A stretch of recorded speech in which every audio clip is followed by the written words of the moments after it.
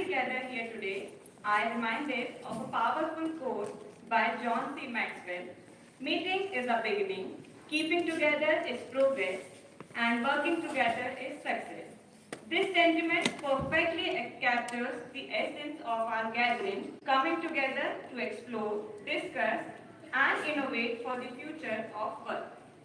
On behalf of Oriental Group of Institutes, I, Varalika, along with my colleague Mr. Pritwal from Faculty of Law, extend a warm welcome to each one of you. We are delighted to have you join us for the insightful panel discussion on the future of work, redefining workplace, workforce, and learning.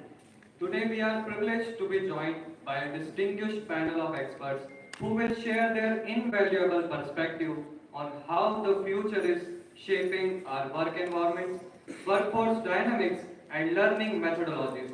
Your insights and experiences will be instrumental in guiding our discussions and enhancing our collective understanding. To all our esteemed panelists, thank you for taking the time to be with us and contribute to this important conversation. And to our delegates, your presence signifies a commitment to professional growth and a shared vision for the evolving landscape of work. To commence this wonderful event, we will start with the lighting of the lamp and the Saraswati Vandana, invoking the blessings of wisdom and learning. Goddess Saraswati, revered the embodiment of wisdom, knowledge, creativity, and is our guiding light. We would like to invite all our esteemed guests to come forward for invoking the blessings of Ma Saraswati.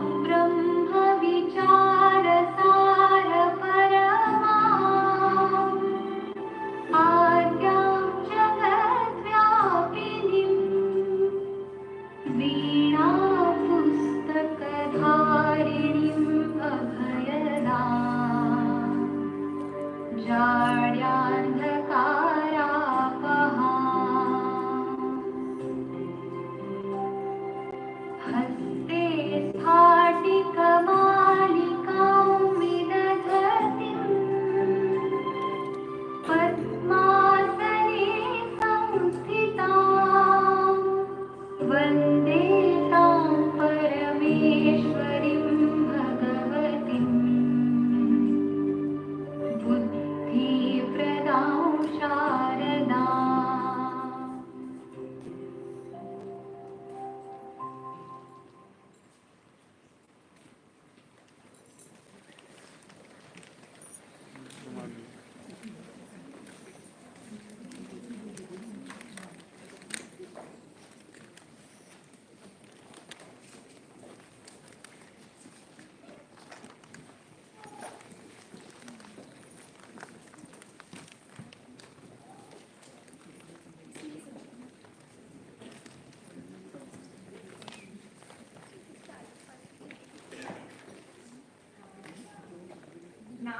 as we proceed, let us begin this special moment by honoring each of our distinguished panelists with a sapling reflecting our gratitude for their presence and contribution for today's discussion.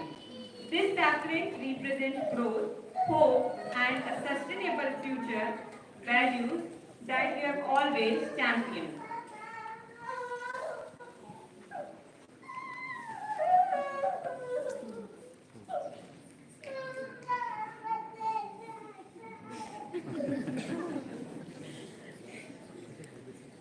For this, firstly, I would like to request Honorable Chancellor Oriental University Indore, Mr. Praveen Sakral sir, to give sapling to Mr. Rishi Nandedkar sir.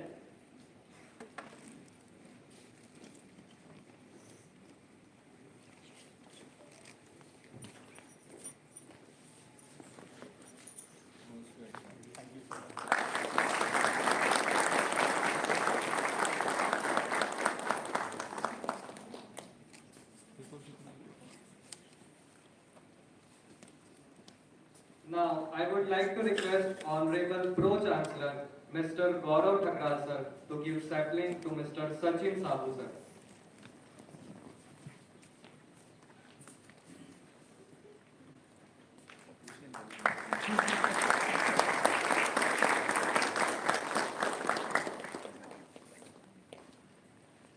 Now I would like to request Honorable Vice Chancellor Dr. Sunil K. Somani sir to give sapling to Mr. Neeraj Mehra sir.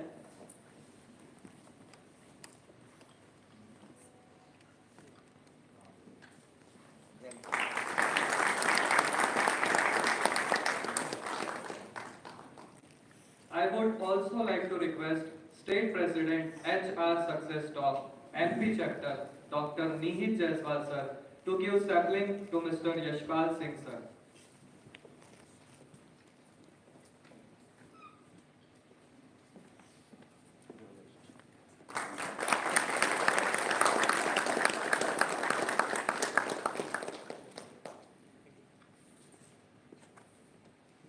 Now I would like to request Country Head HR Success Talk Ms. Deepthi Kurane ma'am to give sapling to Mr. Sahil Nair sir.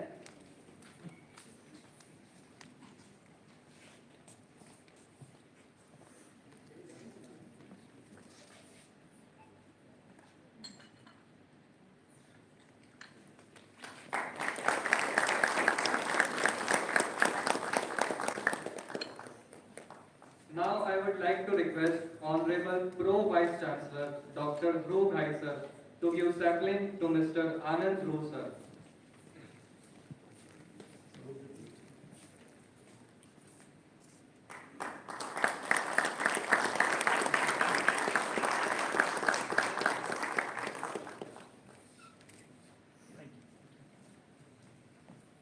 Now I would like to request Honorable Dean Academics Dr. Garima Ghai ma'am to give sapling to Mr. Paritosh Bakshi sir.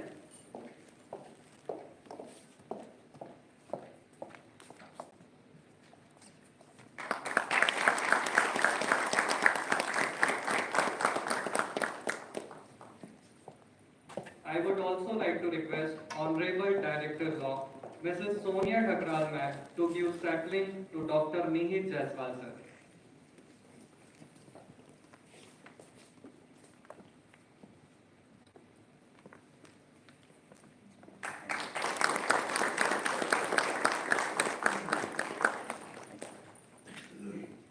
I would like to request Honorable Registrar Dr. Pradyumna Yadav sir to give sapling to Ms. Deepthi Kurane ma'am.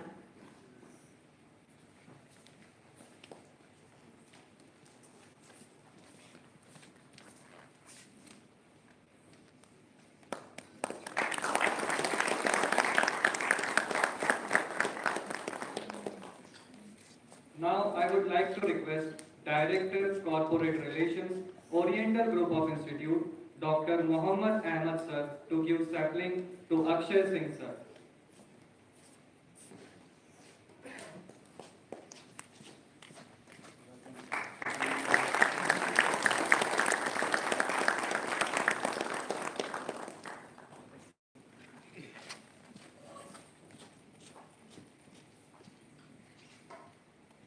This wonderful meetup organized in the serene and state-of-art of Oriental University, a part of Oriental Group of Institutes. The Oriental Group of Institutes, a brand with an educational legacy of more than 29 years and with its commitment to academic excellence and innovation, has been pioneer in the field of education. Known for its diverse range of programs and holistic development of students, the group has established himself as a leader in nurturing future professionals. To give you a glimpse of the remarkable journey and achievements of the Oriental Group of Institutes, we now present a short video showcasing their vision, infrastructure and success stories.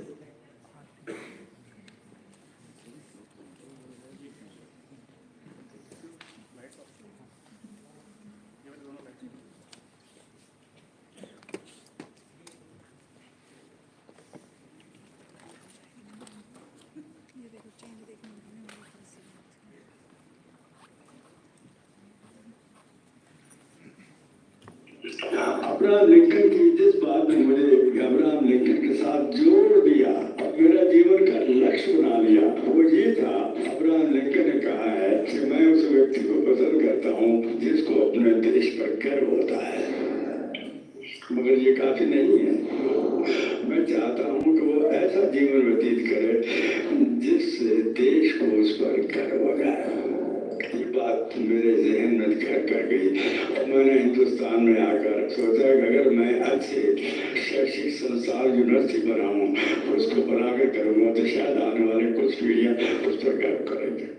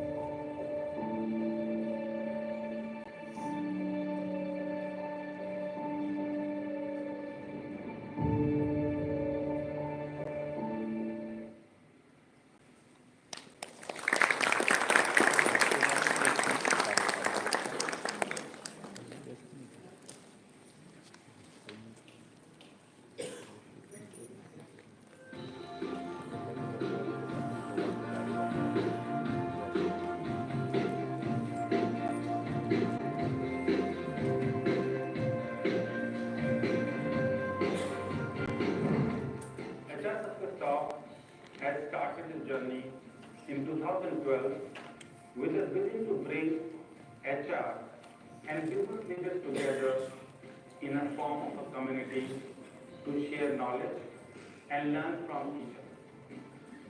Starting from a single blog, we reached our first initiative called Forum to give a bigger platform to HR professionals to collaborate with each other. Later, we realized that we need to connect our members in person along with online.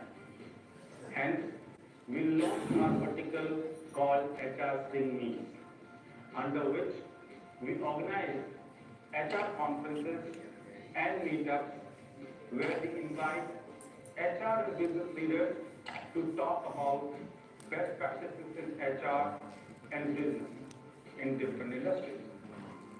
HR Sing Meets also became a platform for our members to network with each other.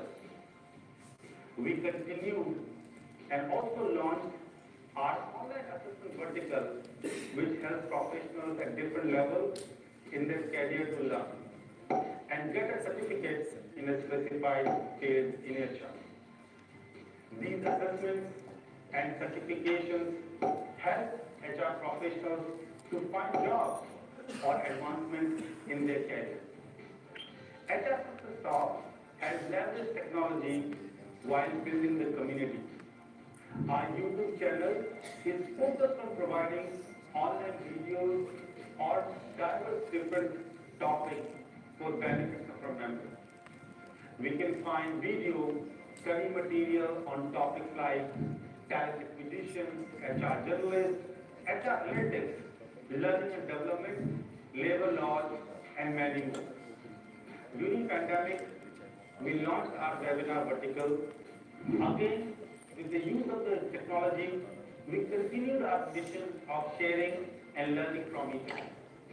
We touched thousands of lives across the globe and shared knowledge which was meaningful for our members.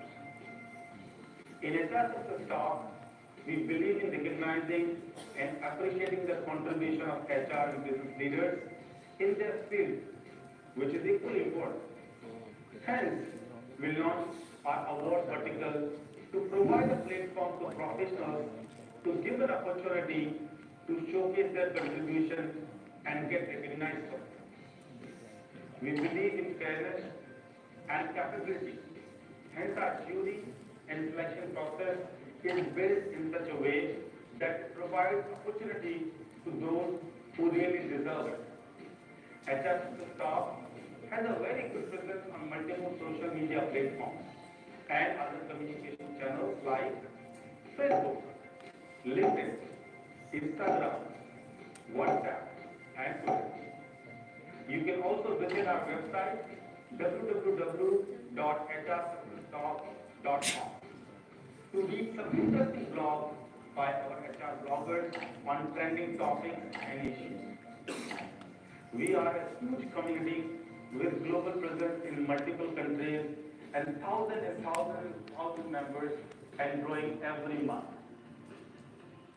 We provide a platform to our members where they can learn from each other, can share their knowledge, and knowledge for others' benefit, build relationships and networking, and leverage this networking in any way they feel like. We have so many stories where our volunteers have leveraged this platform to find jobs, get new business opportunities, find a mentor to guide. It is up to them how they wish to leverage and use our platform. And guess what? You don't have to pay a fee to be a member or fill any form. You can be a member by click of a button by liking our Facebook, LinkedIn page, or any other social media channel. Simple, isn't it? You must be wondering how we manage all this. Yes, you guessed it right. We have a force of highly talented volunteers who spend 3 to 5 hours every week of their time for this community. We also invest highly on the development of our volunteers, and our HR team organizes exclusive training sessions for them. Some of them have started as volunteers and today they are playing a leadership role in this community. If you also have the zeal and passion to serve the HR community and time to contribute, you can send your resume at info@hrsuccesstalk.com to be a volunteer. Our talent team will be in touch with you. For us, this is just a beginning. You can either choose to be part of the journey or watch it from a distance. Let's learn and share it.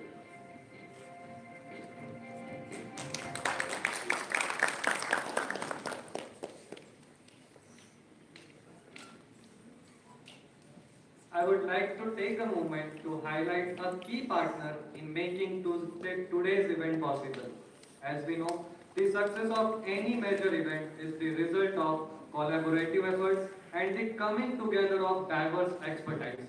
For this event, Oriental Group of Institute is proudly joined by HR Success Talk, a community dedicated to advancing HR practices and fostering professional growth. HR Success Talk is renowned for its role in bringing together thought leaders, HR professionals, and industry experts to share knowledge and drive innovation in human resources. Their commitment to creating impactful discussions and networking opportunities aligns perfectly with the goals of our event today. To provide a brief introduction to HR Success Talk and share more about their contributions, I am pleased to invite Ms. Dipti Gorane, Country Head HR Success Talk, to give a physical presentation. Ms. Gorane's insight will shed light on the vision and mission of HR Success Talk and how their collaboration has enriched this event. Please join me in welcoming Ms. Dipti Gorane.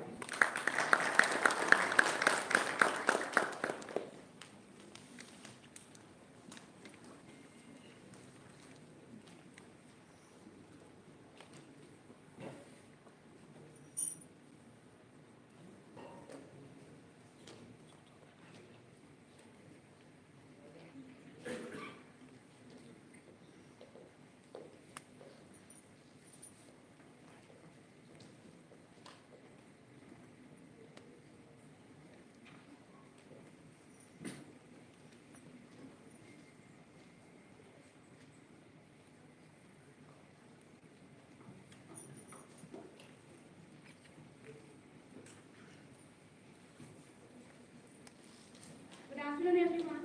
It's almost afternoon, and on behalf of HR Success Talk, I would like to welcome all of you. And I'm also grateful to the Honorable Dignitaries and Vice Chancellor of Oriental University for providing this opportunity and for this wonderful collaboration. So, before I start my session, I have a couple of questions to ask.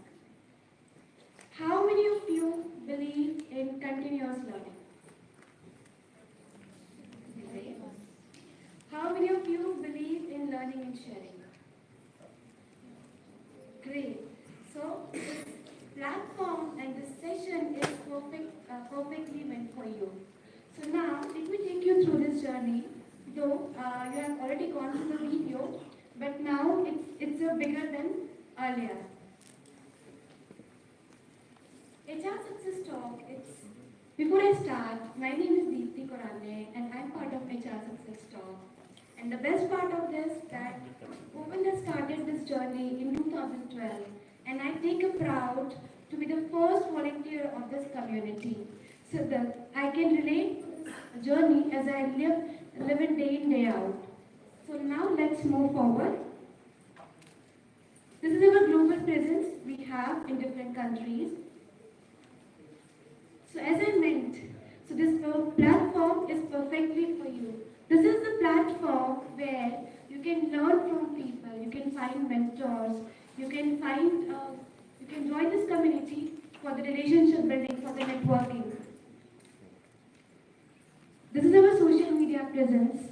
You can definitely, if you have still not joined any of our platform, so just type HR Success Talk and any platform, like, follow, and join this community right now. This is our vision. vision of the global platform where we want to bring all HR and business leaders under one platform to exchange challenges and solutions, learn collaboratively, and also shape a better future workplace. This is our learning ecosystem. So now you have already gone through a lot of details in the video, but now here I will take you through some of the key initiatives which we have. These are some of our key programs. These are some of the glimpses of our previous events we did in past 6 to 7 years. Now, this is one of the very prominent vertical which we have, which is called the Global Excellence Awards. And this is one of the wonderful platforms which recognize the HR and business leaders globally. These are some of the glimpses of our previous awards.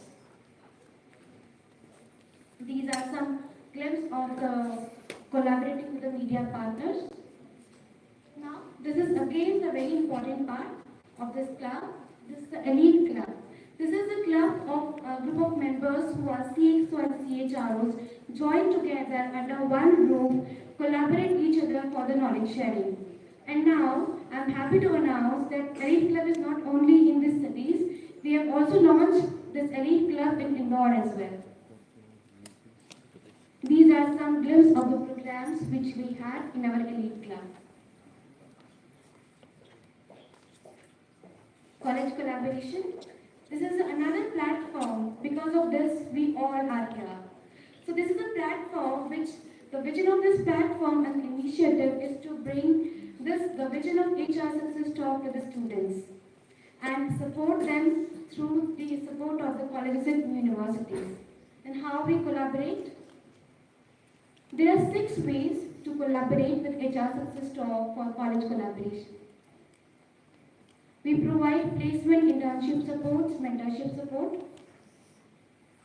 We provide guest speakers, industry visits, HR conferences and the HR meets like we are organizing today with the support of Oriental University. Informal Connect. This is something which is different where we also organize some cricket matches and other different informal meetings and gatherings for HR leaders and professionals to build the gap between the academia and the industry. Now, HR Success Talk also open for the entrepreneurship. So we also do a lot of conclaves and seminars for students which give them a platform to explore their entrepreneurship. And all this we do without any charges. There is no charges for this.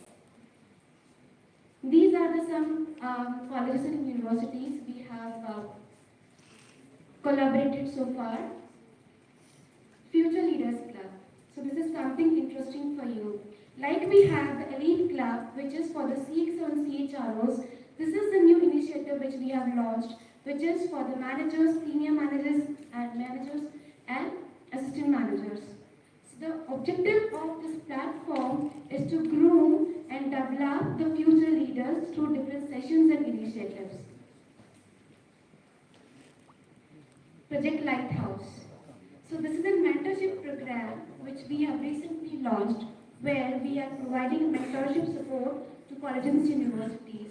So there are so many students which are taking benefit out of it and getting mentors to enhance their career.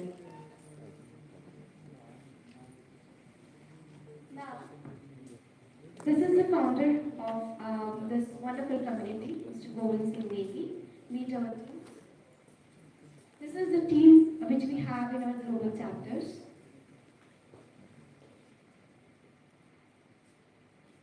This is the part of our state chapters team. This is the organization structure which we have in place, and this is the hierarchy which helps in running the entire community. In case you wish to be part of HR Success Talk as a volunteer, we all are here. Feel free to reach out to us and connect with the community. Now, The special part of this presentation comes where I would like to invite the HR Success Talk team on the stage. I would like to call Dr. Nikki, Mr. Akshay Chauhan, Mr. Yashpal Singh Parihar.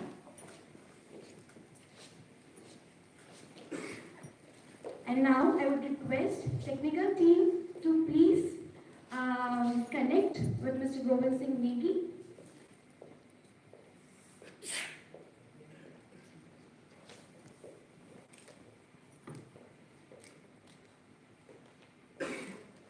Hello, Govind. Can you hear us? Yeah, I can hear you loud and clear. So, Govind, here we are, and this is the launch of our Indore chapter with the support of Oriental University. And I'm proud to have all of you here and introduce the MP chapter of HR Success Talk. Would you like to add your inputs on this, please? Awesome, thank you. First of all, good morning to Indore, and thanks to our Indore chapter team. I could see all the three faces, although they are coming and looking at me, but thank you very much, all of you, for launching our Indore chapter, and what a way to launch it. Also, thanks to Oriental University for participating in this. I think this relationship will go long. This event, and moreover, the community of HR Success Talk is very close to me, and also to all the 150,000 members across 11 countries right now. I also like to thank, although I can't see them, my friends and speakers who are there on this panel today. Thank you and appreciate that you have been here from far away and you chose to come to the city of Indore. I heard the famous in India in multiple years, so I hope that you will enjoy the city as well. Unfortunately, I could not make it this time, but hope to make it next time and be with you guys there. What I would like to say, Deepti and the rest of my team in Indore, is that as the people and the delegates who are present right now, I could see the excitement in the WhatsApp group already. I'm very happy that we already have so many people from HR fraternity who are part of our Indore chapter. And I'm sure this is just a beginning, and there's a lot that can be accomplished and done together. But what I would like to tell is that this community is formed on the principle of sharing and learning. Maybe today, when Deepti was explaining about HR talk and different verticals and initiatives that we take, what I wanted or always recommend that you guys should focus on what's in for you. I see a lot of things where you can contribute. I see young leaders club that we have started. I see we have a club that is coming up that definitely something you guys can participate in. We are coming up with multiple awards, especially for the young HR leaders, women category, also the HR Excellence Award. And I would recommend that all of you go to our website and nominate for those awards.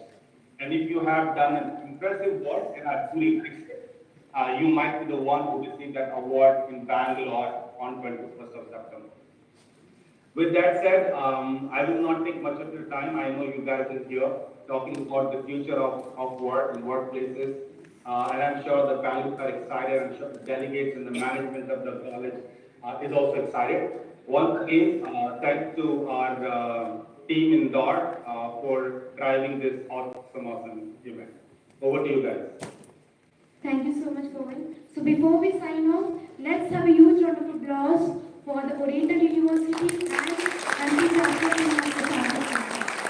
Thank you.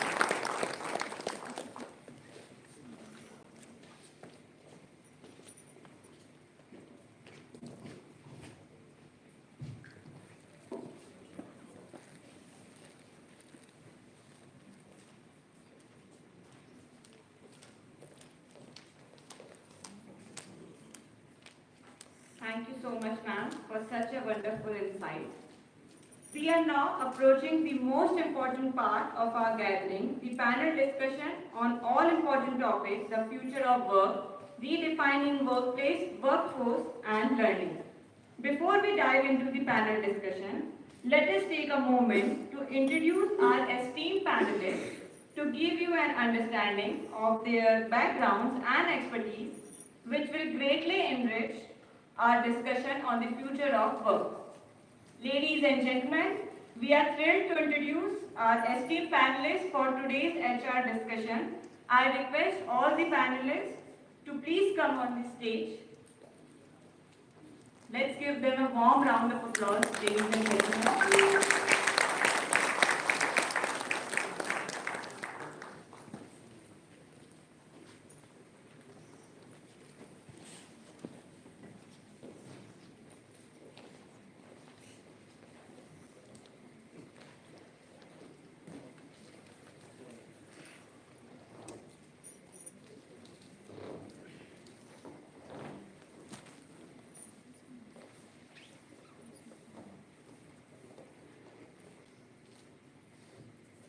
We are honored to welcome Mr. Rishi Nandekar sir to our panel.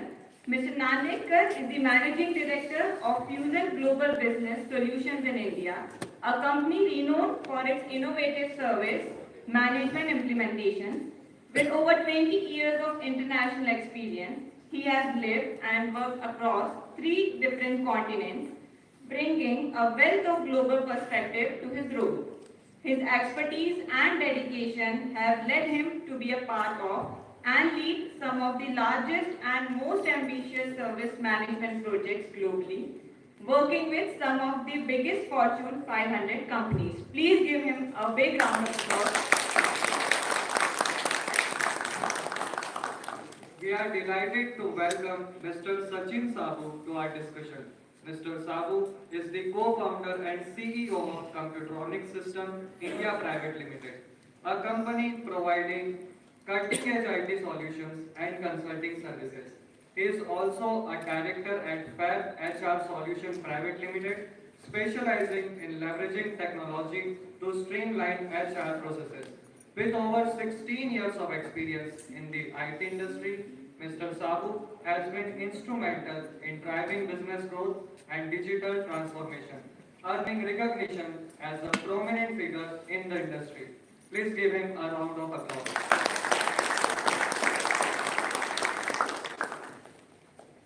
We feel privileged to welcome one more of our elite panelists, Mr. Neeraj Mehra sir, who is with us all well today. For the past 21 years, Mr. Neeraj has dedicated himself to helping business leaders provide simple solutions to complex problems. With a diverse background in IT products and services and consulting, Neeraj sir has held various roles including HR business partnering, OD and change talent acquisition, and HR operations. Currently, as Vice President Human Resources at Infogain, he is leveraging data and technology drive a human-centric agenda for a workforce of over 5,000 employees across APAC and EMEA. Please give him a big round of applause. The big names of the panel keep coming as we are delighted to have Mr. Sahil Nair with us. Mr. Nair is a seasoned HR professional who excels in building employer brands, leading high-performing teams, and driving performance management and talent development initiatives. He is a multi-talented personality and is a certified practitioner of NLP, MBTI, and design thinking.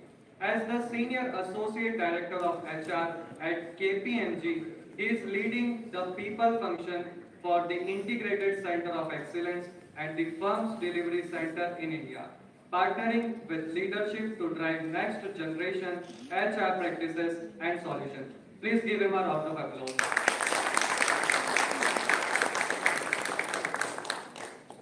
The panel keeps shining as we welcome Mr. Anand Dhruv sir on our panel.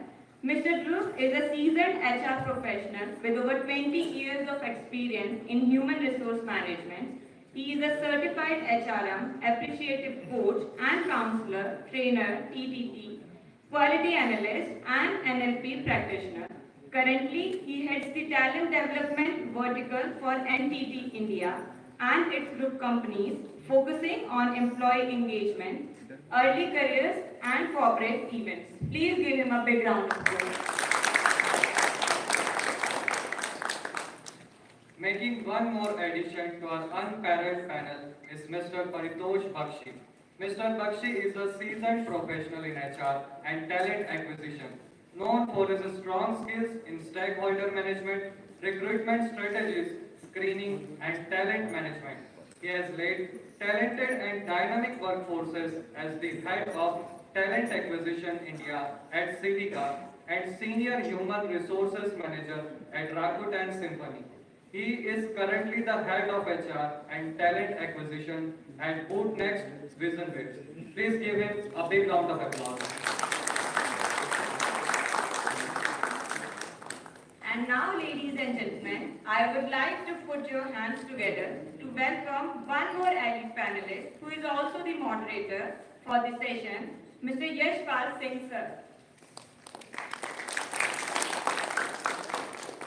Sir is the interim head of APAC and India Talent Acquisition Center of Excellence at RWS, a global leader in language, content, and data solutions. In this role, he oversees and manages the entire talent acquisition and management process for the India Center of Excellence. His core competencies include stakeholder management, client talent acquisition, technical recruiting, and campus hiring. Mr. Singh is certified in human resource management by B Skills and is a project management professional certified by EPMC Consulting. Please join me in giving a warm round of applause for our distinguished panelists and moderators.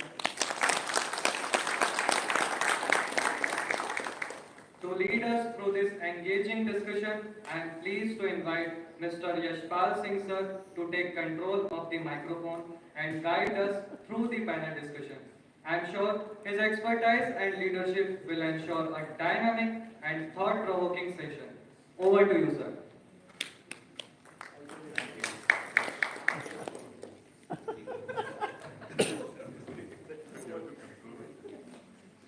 Hello. Can you hear me, guys? Yes. Lovely. How are we all? All good? First of all, thank you so much. I can see a great number. This is the first event we started with, and wasn't expecting so many good people sitting in front of us. So thank you so much for that. I'll start with my introduction. You know my name. I'm Yashpal Singh. I work for a company named RWS as an Asia Pacific head. Also, I'm serving HRST as a Vice President Elite Club. We have started this journey, keeping that in the mind that Indore is definitely growing, so we wanted to come together, to get the things more streamlined for HRST. So today, I think I'm very excited moderating this panel on future of work, which is a really burning topic. And so I'm gonna say this future of work, wherein everyone talks about, we really want to go forward and to align with more insightful discussion about it, right? So I mean the agenda, my role as a moderator today, I would definitely like to align the insightful questions, the belief and the strategies around redefining the workplace, workforce and work culture, and learning and development. So are you all ready? Yes. Fabulous. So I'm gonna talk about saying, before we all needs to understand, the agenda, why we have chosen this topic, why it is very important, and why it is very burning. In order to understand that, the first thing we all needs to understand, the generational shift what the business world has seen yet. So let us start with an industrial revolution, which is basically, I would say, the grandparents of the current workforce. That is where the whole the things have started. Now, when we talk about the second thing, the second revolution, what the business world has seen, that is the informative revolution. That is when the era when the IT companies have started growing. So if you start with an industrial revolution, during that time, the grandparents of the current workforce, they used to have a simple living, simple thing in their mind. They're always about living into the simplicity, the basic necessity of their life. But when you go on to the second revolution, which is an informative revolution, what it is all about? What is informative revolution? See, that is where the era when the IT companies and the other corporates started growing.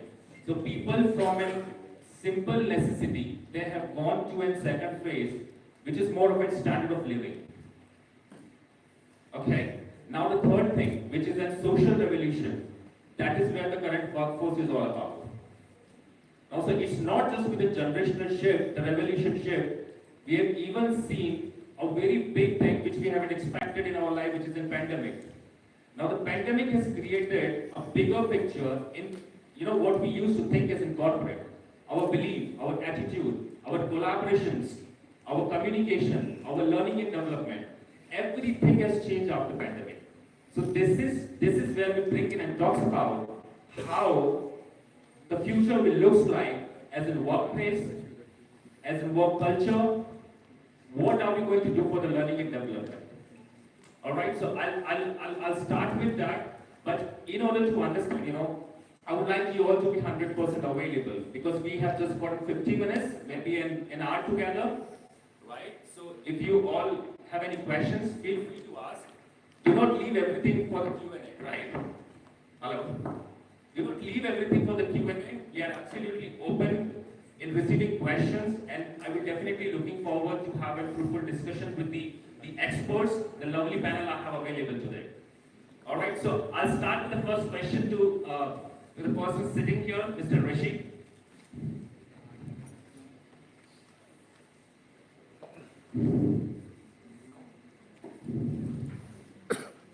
Rishi, I think we have really got an idea of why we have chosen this topic and how are we going to strategize and fill the gaps. So my question to you is, what would you say on the strategies for bridging the gap and forecasting a more inclusive work environment? Great. Firstly, thank you, and thank you for having us here. It's wonderful to have all the and for the generous introduction as well. Look, we talked about generations, we talked about pandemics, we talked about a lot of things. So there is, of course, a lot to talk about, yeah. And no matter where you go, and I had a good fortune of living and working in different parts of the planet. No matter where you go these days, everybody says, the kids these days, yeah.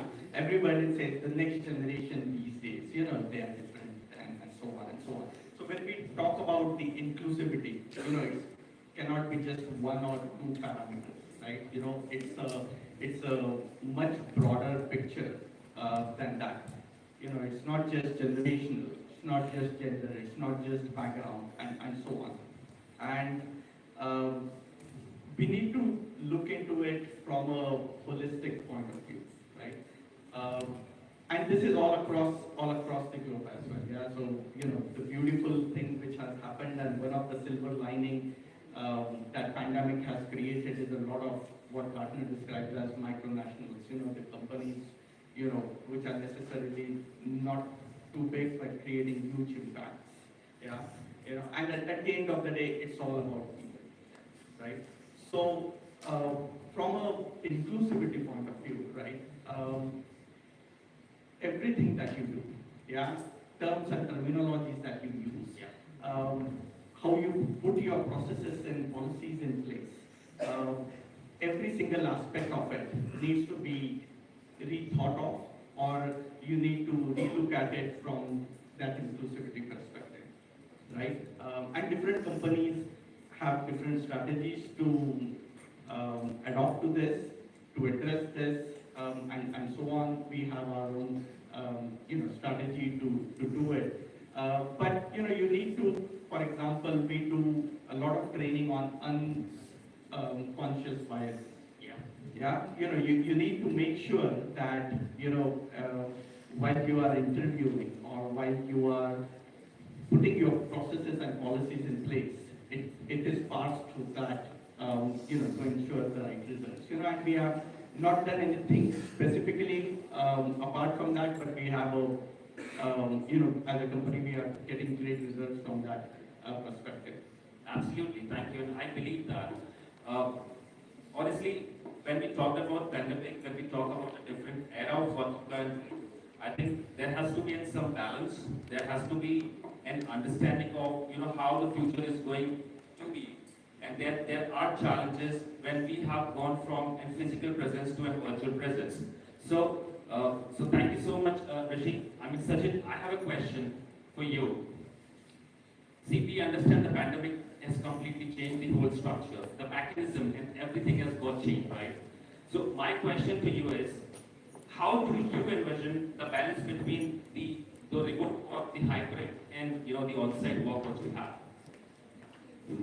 Thank you for having me here and spare time on Saturday.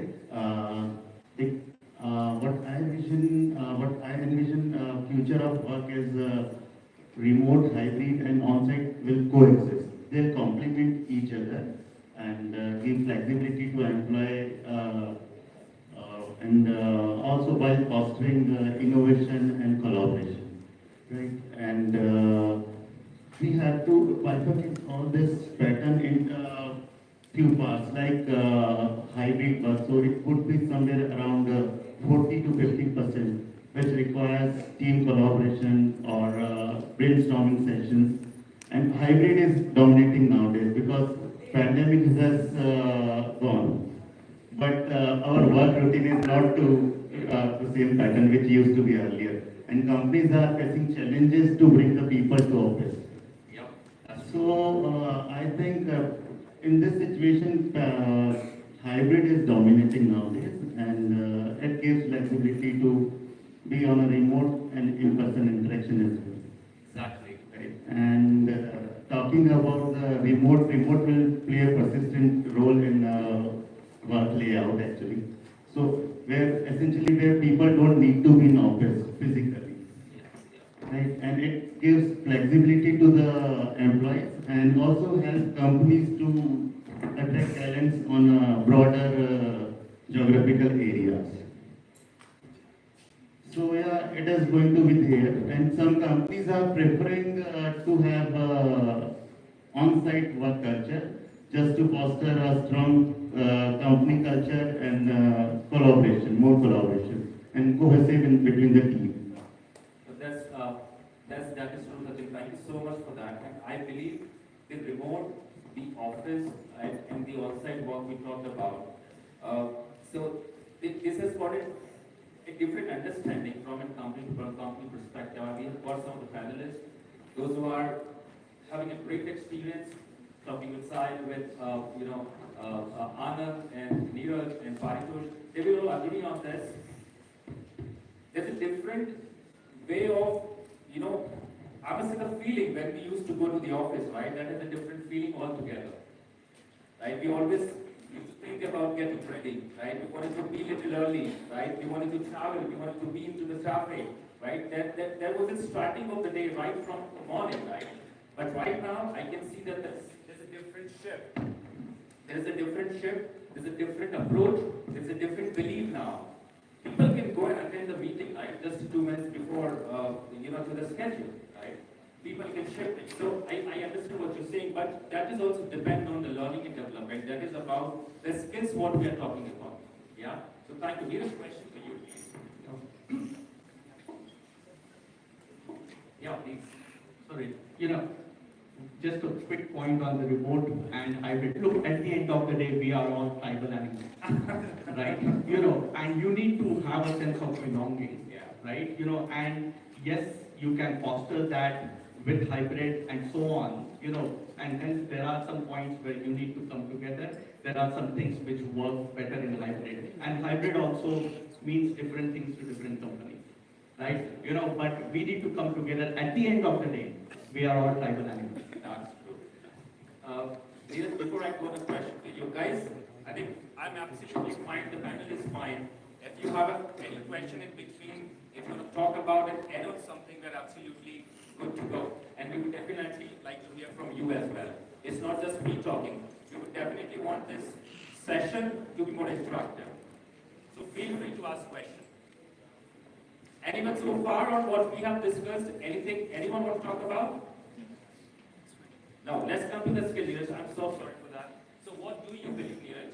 What is the major skills, right? Because we talked about the differences, we talked about the things. What do you think, what skill do you believe the most valuable one in the future of workforce? Yeah, thank you. Thank you for the question, and good afternoon, everybody. Happy to be here. Am I audible? Yes. Okay, perfect. So, I think as an organization, I represent Infogain. We are still remote as a company, and till September. And to me, I think hybrid has been a blessing in disguise. And I'll tell you why. Because I have a team of around 25 HR business partners, and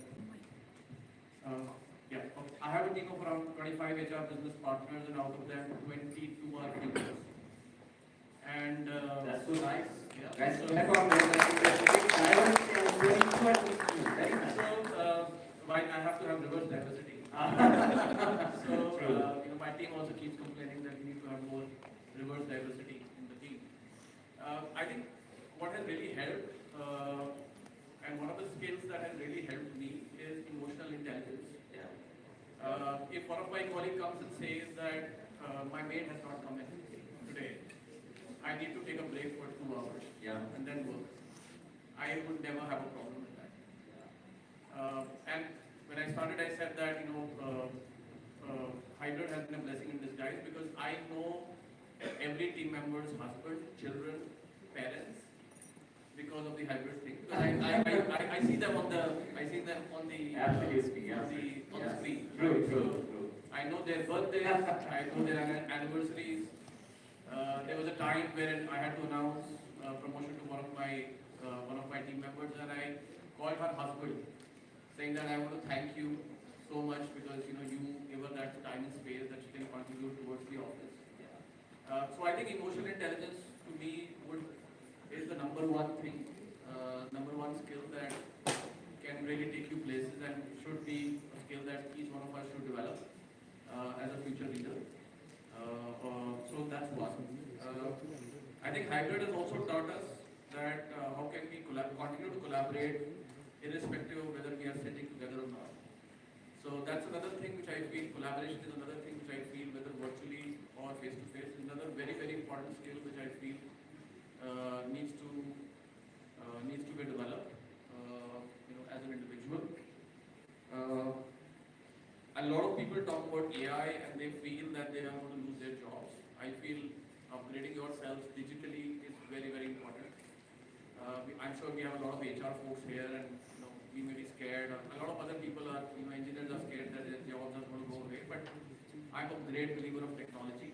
So adopt technology as much as you can, and try and do your mundane jobs through technology. As simple as earlier we used to get a lot of at places we used to say, okay, can you help me creating a JD? Right? As simple as that. You can just put it in ChatGPT and you'll get a draft, and it makes your life very, very easy.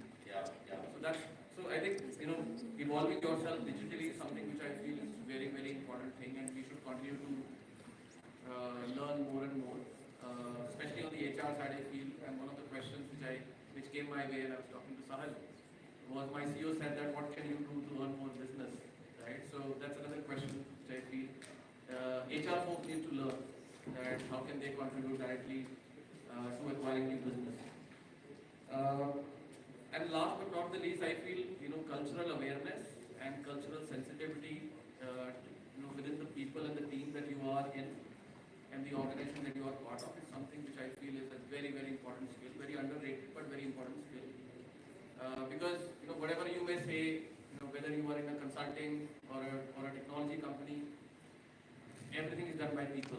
Right? We have still not reached to that stage of robots working for us. So understanding people and culture is something which is very, very important. Right? Irrespective of we talk about culture of other countries. I think we don't even know the culture of within our own country. Right? So different states, different people have different kind of cultures. So I think these are a few things which I feel emotional intelligence, ability to collaborate, keeping yourself digitally aware, and cultural awareness. I feel these are few very, very important skills that one should continue to develop to have a better future. Thank you. I think there's something very important what you talked about is keeping yourself updated, right? I mean, see guys, we all need to understand that.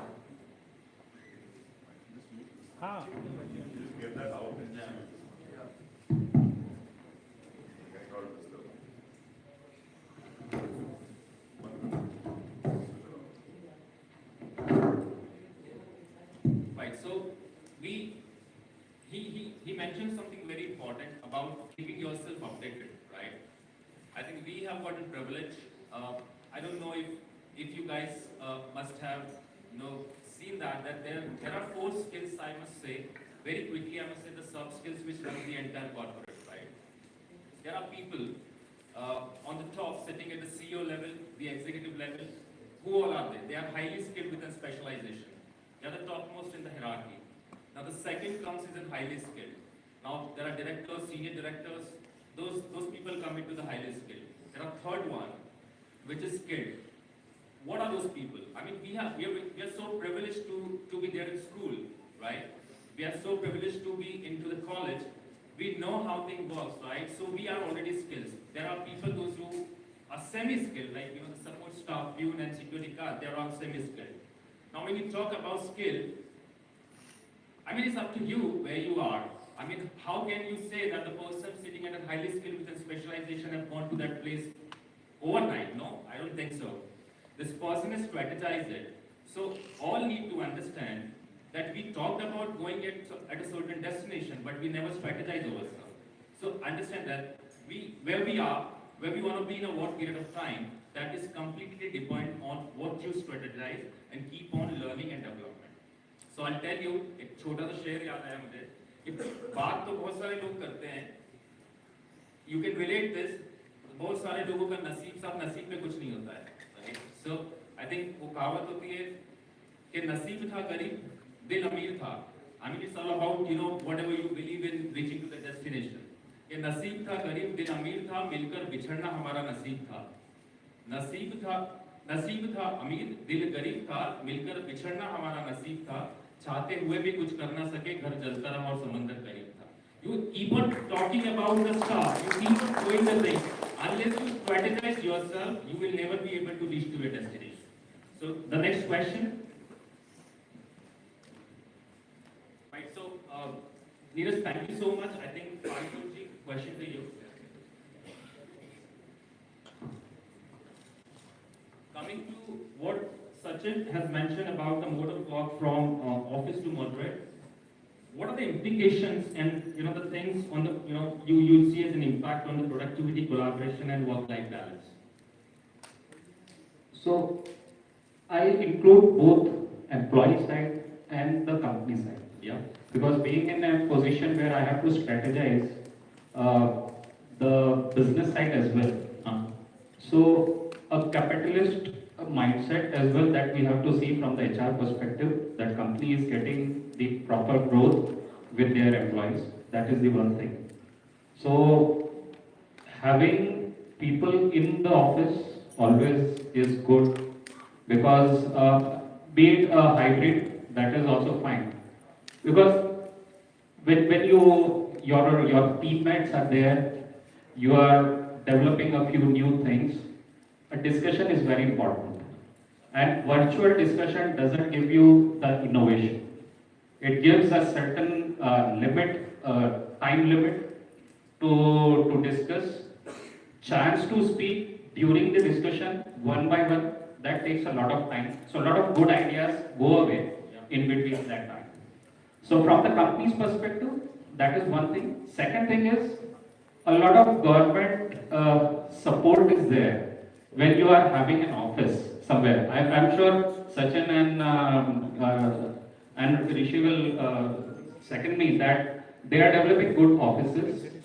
Those offices are actually being taken by certain companies who are being supported by a lot of new schemes from the government. And unless until you do not have those offices, government cannot support in that way that they are supposed to be.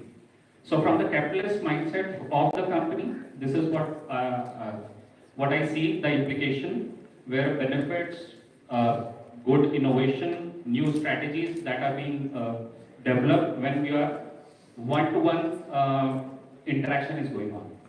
From the employee side, individually, if you are working on a certain problem. Probably you will have one solution or at the max two solutions.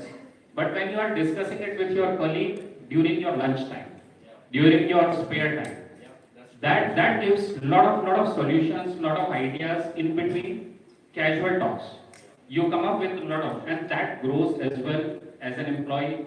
That grows you as well, because that gives you a lot of scope of learning from the other person. As a social animal we are, so we are connected with each other. So that's what we look for. The last thing is, when we were seeing the college presentation, I saw one thing. The chairman, he had that tie where it is mentioned Oriental in the tie. Yeah. So that belongingness to the organization. Yeah. That connect to the organization. So that implication is loyalty to the company. Virtually, if you are sitting, you are not connected with your employees. You are not that much connected with the company. I'm sorry to cut you off here. I must say this, that you talked about the loyalty. That's when the whole revolution thing we have talked about. Yeah. Right? So when we say that, when we're talking about the grandparents of the current workforce, they were so much committed to their jobs. Yes. Right? Even the boss is abusive, even if they are getting beaten up, they will never leave a job. Right? So that's the mindset they have. So it's not about the duration of the employment with a certain company. It's about the time that you are spending. Yeah. So that's the thing. So implication is that this is what it is. Yeah. So thank you. Neeraj, would you like to add something? So I have a very different point of view, and I'll back it up with some facts. Okay? Yeah. So as a company, since 2020, right, we have acquired 4 organizations. Okay. And we have culturally integrated them in the organization during the pandemic period. So the question comes before you go on, that are we talking about culturally merging them from a different part of the world or here in India itself? Different parts of the world. Okay. Go ahead, please. So we have integrated 4 different organizations in the last 4 years. And we have also, our Great Place to Work score has also increased in the last 4 years. Okay? What is the mantra there? Right? And I can go on. Please. And while there was a great resignation period, right? We saw great resignation as well. But our engagement score also increased in the last 4 years. Okay? We are a great place to work. Our engagement score is 80% with a great place to work organization. Okay. And it went from 65 to 71 to 80. We have to understand that the workforce today does not belong to an era where there were lesser number of opportunities available in the market. Okay? I have a very different point of view in terms of loyalty. Okay? Why do you need to be loyal? Right? You are coming to an organization and it's like a barter, right? You are getting paid for the services that you give to the company. As long as you're doing your job well, whether you work for 6 months or 1 year or 2 years, it should suffice. Yeah. And today, the newer generation thinks very differently. They are not here to stay for a very long time. They are here to contribute and get recognized and move on. No, I think I get what you're saying. I mean, see, I understand, right? But I mean, Sahil must be a person who can answer this. That is, we definitely talked about the different things, different approaches, different mind, different belief. But Sahil will agree on this in saying that there should be some new method, there should be a new way in giving the learning and the development to the employee. I mean, it's not just after the person joins, but even there is a succession plan in every organization, right from a graduate to a different hierarchy. Sahil, would you be able to add on this something, please? Sure. Just increase the volume a bit. Base, thank you. So I think, first of all, Nihit, thank you so much for having me over. Mohammed Bhai, wherever you are. Mohammed, thank you so much for having me over. I think coming back to Indore is always wonderful. So Thank you so much for Oriental College and HR Success Talks. I've been listening to this conversation very patiently for the last 20 minutes. And a lot of thoughts have run past my mind. I think to come straight to your question, everybody who's sitting here in the audience, and I'm going to generalize this, has one very, very simple expectation. And that expectation is, what I get in society, can I get that at my workplace? Yeah. Very simple, right? So for example, what are the multiple ways in which we can unlock this beautiful toy? Can you tell me from the audience? Multiple ways to unlock this beautiful toy. PIN, password. PIN, password. Facial recognition. Brilliant, facial recognition, right? So it just scans my retina and it unlocks. But when it comes to our office laptops, we have to think of long passwords. We have to think of passwords with special characters. Yes, yes. We have to think of passwords with alphanumeric combinations. True. And if that is not enough, I need to change my password every couple of weeks. Yeah. Now the simple question that I have is, if the world has moved ahead with facial recognition, Yeah. why haven't India's corporate world done it? Yeah. Why are you making my life difficult to just remember a password, right? Anyway, you know, a spouse is going to ask you, do you remember my birthday? A girlfriend is going to ask you, when was the last time you took me out to a lovely place for dinner? So there are many things in life to deal with, right? Don't add one more problem to my life.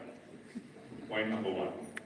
Point number two, are we able to understand what's the mindset of the generation we are dealing with today? That is something very important. The biggest problem, right? If you ask me, I would say my patience was tested in the last 20 minutes.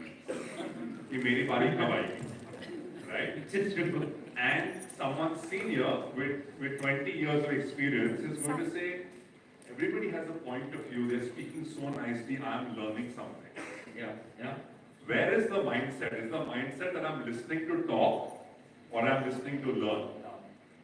And because we have 5 generations in the workforce, from someone who's a senior advisor at 80 years old to a 22-year-old who's joined the workforce, everybody's patience levels, tolerance levels are very different.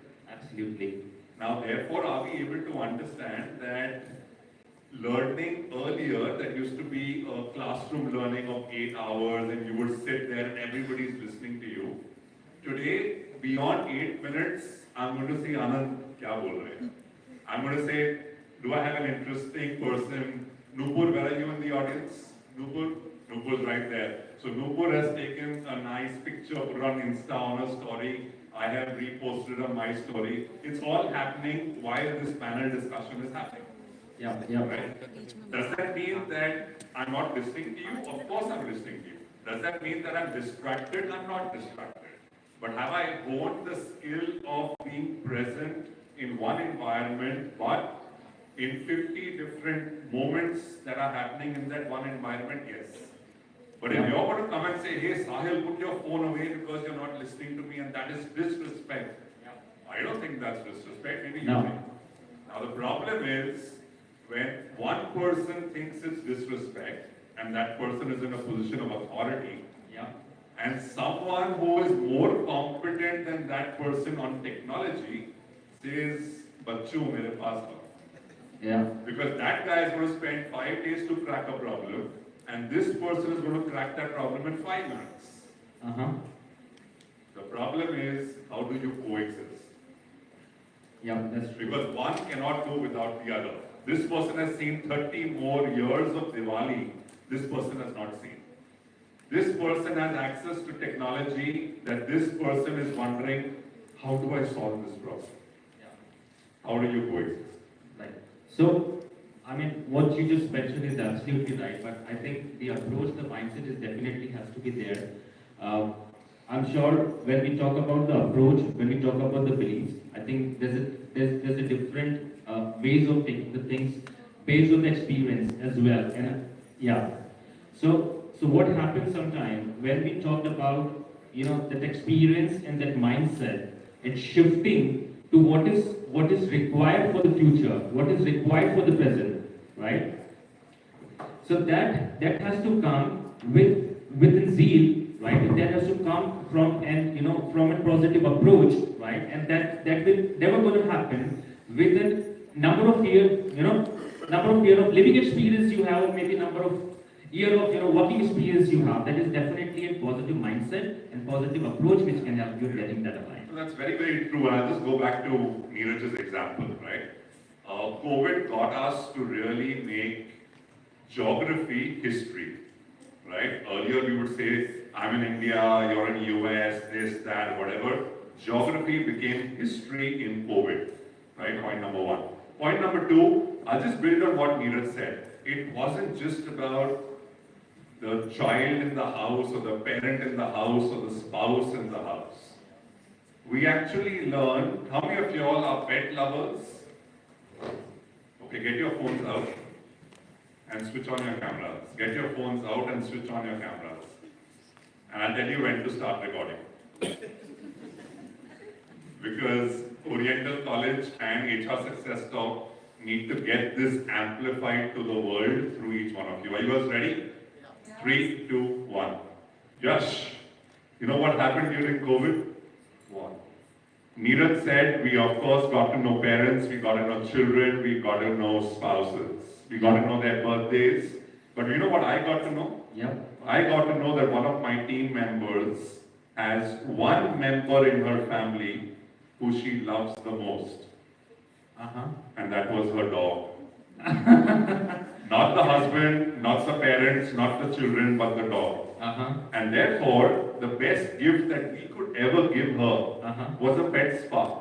Now, I would have never in my wildest dreams figured out that a team member of mine would be the happiest team member if he gifted her a pet spa, taking her dog out and celebrating and pampering the dog, and she felt the happiest person. That is true. Where will you get these insights? You will get these insights when you're connected with people beyond their designation, beyond their job profile, beyond work. Absolutely. There's a question, I'm not sure, because maybe, Anand, would you like to answer that? I mean, this is not something what I was thinking in terms of where we have started, but he mentioned something which picked another question in my mind. The collaboration, right? He talked about the collaboration, the connect, right?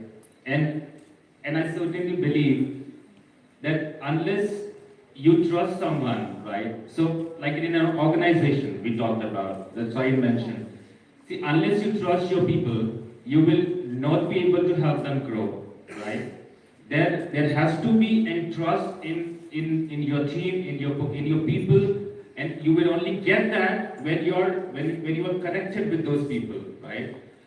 If you don't trust them, right, you'll not be able to help them growing or maybe second in command of what you have been doing in your corporate world, right? So, and what would you like to add on this one? So let me put this up, with a small story. Since I'm speaking the last, let me, so let me, put it up in a small story. I'm sure everybody must have heard the story of Alice in Wonderland. Remember that? The character Alice. So here, at one particular junction, if you virtually imagine a scenario, at one particular junction, she can, imagine a Y. When I say Y, a junction where she gets two directions. For me on the left, and for me on the right. Now please try to understand, we both are on the opposite side of the, if you virtually see, it's 6, 9. I'm saying 6, you're saying 9. On the same front, my left becomes your right. So it's all about perception, it's all about, creating that ecosystem, especially when we talk about the collaboration part, especially when we talk about skill as one of the platforms wherein today, definitely we all are looking forward for having the best employee on board. But the question is, are we all equally best? Because no 5 fingers are same. Yeah. For me, something which is the topmost could not be the exact topmost for you. Indeed. It varies from person to person. Indeed. Now, at the same time, when we come back to this, the story of Alice, when she was there exactly at the junction where she was confused, she finds a big fat cat at the corner of the road or the junction, and she's there sitting on a tree. And she asked, "Hey, Catty, how are you?" She said, "Yes, I'm good. How are you?" "I'm good too." "What happened? You look confused." "Yeah, I'm a little confused." Then the Catty says, "What happened? How can I help you?" Then the question comes, "I'm not sure. Should I go on my left or should I go on my right?" Yeah. Because as I said, for me, if I say left, it's for you, the right. Then the next part of this was, what to do now? And the question comes, do you know where you want to go? And she said, "No, I don't know because I'm not sure. Should I take left or should I take right?" And the answer, the entire story, our entire career, somebody who comes with a corporate experience of 50 years, 10 years, or somebody who has just entered to the organization, at the end, your employee lifecycle management is the key for all your problems. Absolutely. How you are able to absorb these people, develop their skills, ensuring that the learning curves continue. Because, as I said, for me, something which is relevant may absolutely be rubbish for Sunny. It may vary from person to person. Maybe And so then- many. Yeah. So many. And that's the reason, I always take this example of Alice, that if you're not sure which direction you are getting into, why are you getting so confused? Just get into it. At least enjoy the experience. Yeah. Enjoy the learning. Whether we are successful or we are not is a different story, but at least enjoy the moment of completion. Because what today the worry is, many of us, including me, we quit midway because we don't want to do. Yeah. But the entire experience of learning leads to your own development, your personal development, professional development. We not only develop as an organization, we also build new attributes, the entire ecosystem in which currently we are working for. Absolutely. Especially when we talk about industry academy tie-ups, very, very important because of late in the last... I'm sorry, I was about to come on that. Are you checking on this? There's some initiatives in collaborating with the universities to make this people, the fresh graduates, ready for the future of work.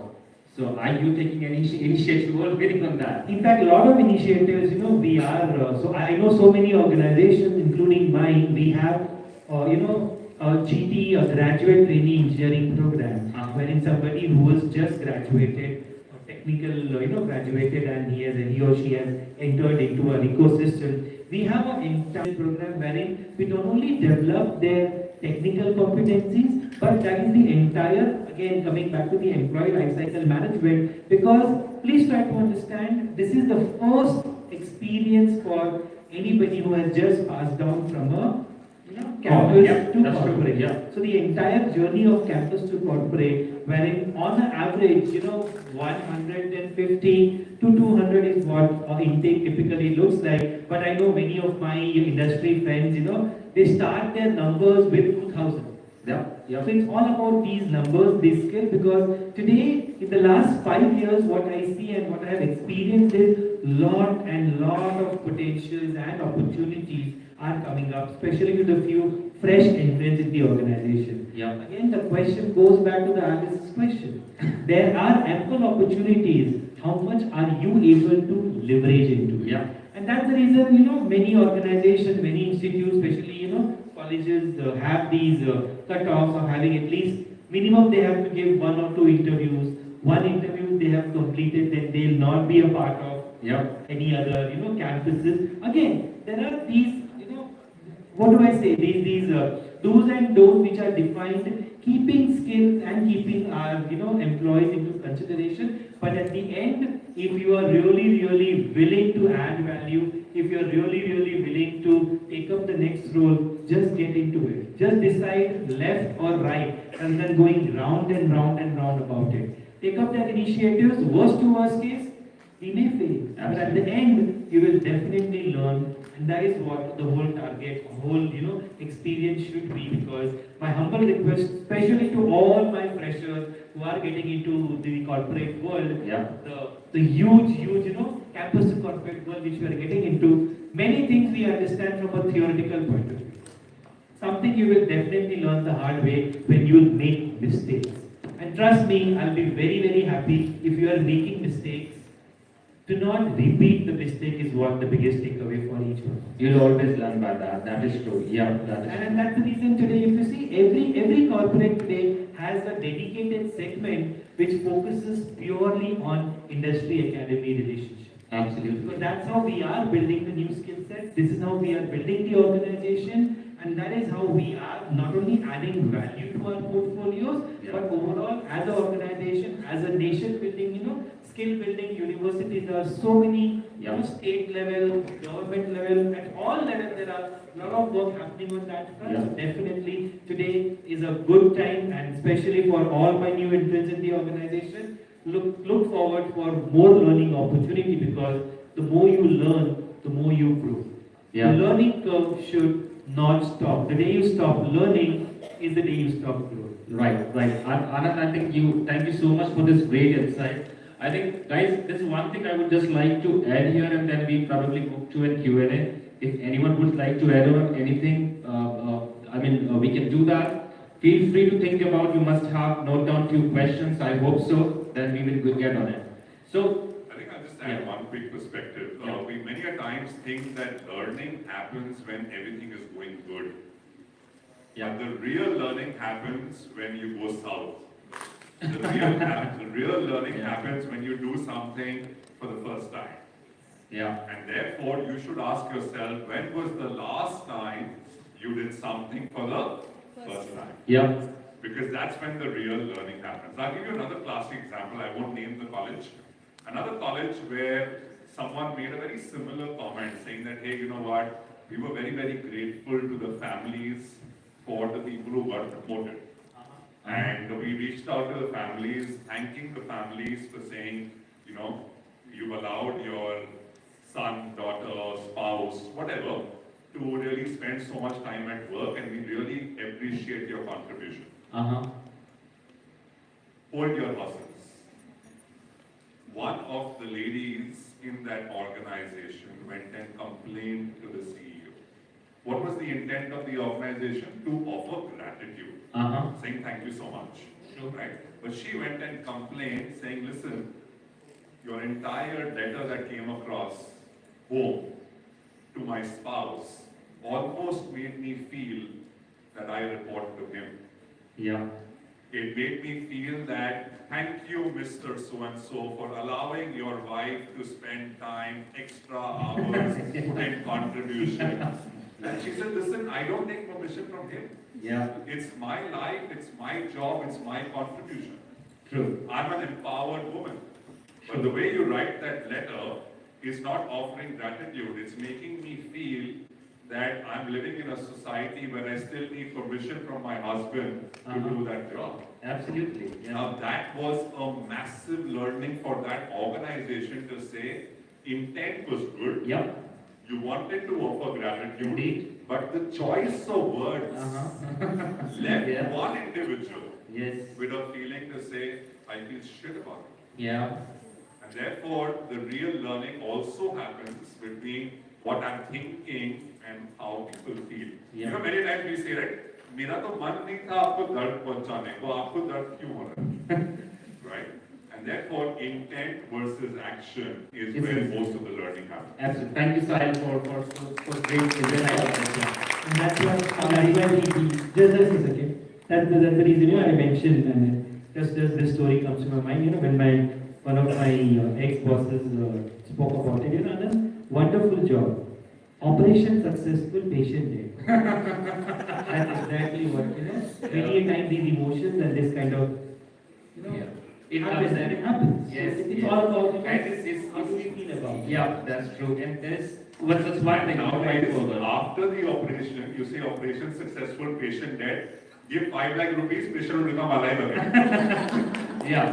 I would just like to add on, Sahil, on what you mentioned and what you mentioned. I remember one incident happened, and this was the first time we were allowed to record that interview in the conference room, and there was an interviewer sitting into the conference, and there was a person entered for the interview, and you know what happens when the candidate enter into the conference. I'll show you this is how it has happened.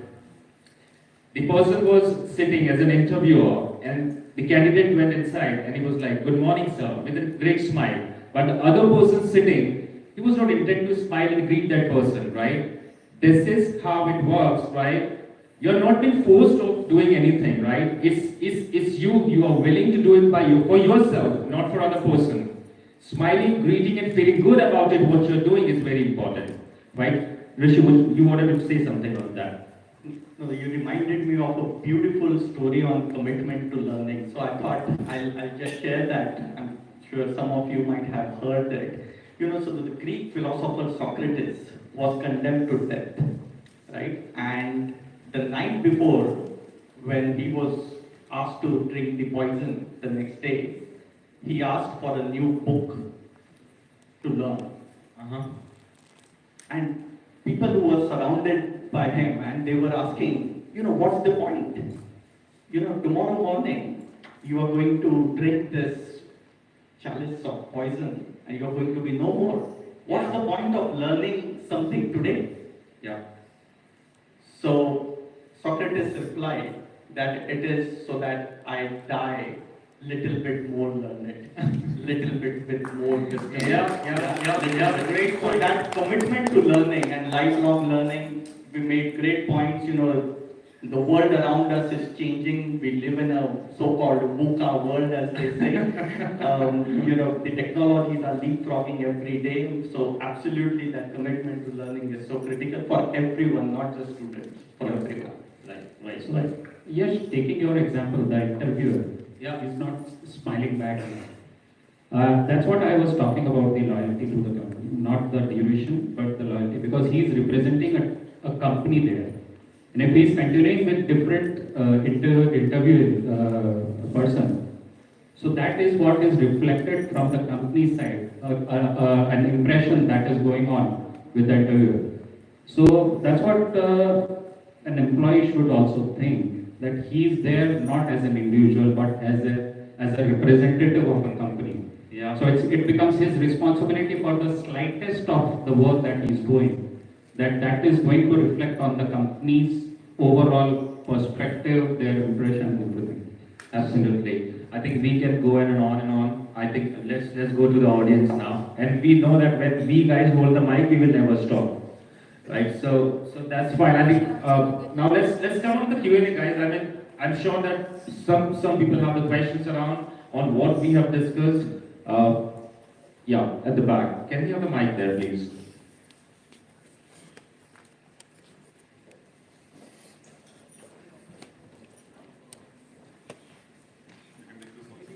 Take one more. We'll pass the mic.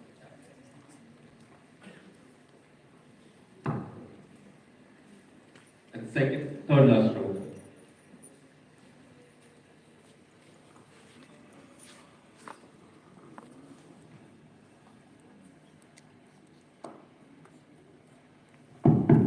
Can I have your name, please? Thanks for the first question, please.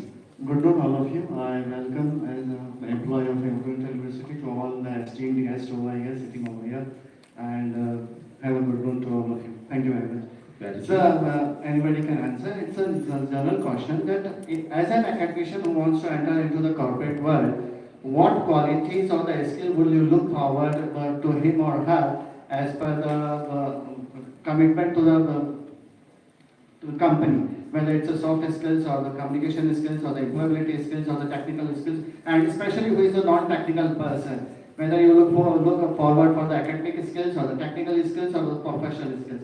What will you look forward? So awesome question. Would you like me to repeat the question or?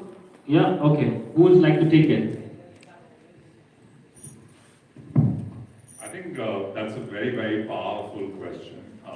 The first submission that I have is any transition, whether it's from academia to the corporate world or corporate world. We know a lot of people from the armed forces who want to come into the corporate world. Let's acknowledge that any transition is never going to be easy, point number one. Point number two, specifically from an academia perspective, I'll put it very simply, just in one sentence, and my co-panelist can then add on. As a person from academia, you will have a very, very good grasp on theory, right?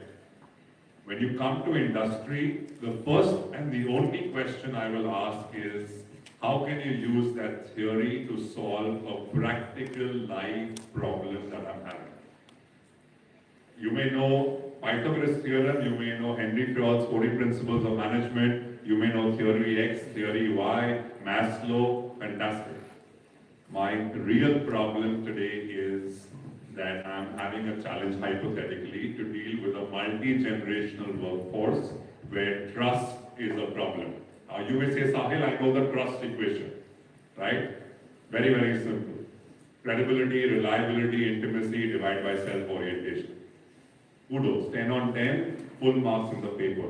But when you come to the corporate world, how will you solve that? And if you can convince me that you're able to solve that and deal with the trust equation, more than happy to welcome people, because the best thing that anybody can do, and this is a request to each one of you as well, take bets on people. How many of y'all invest in the stock market?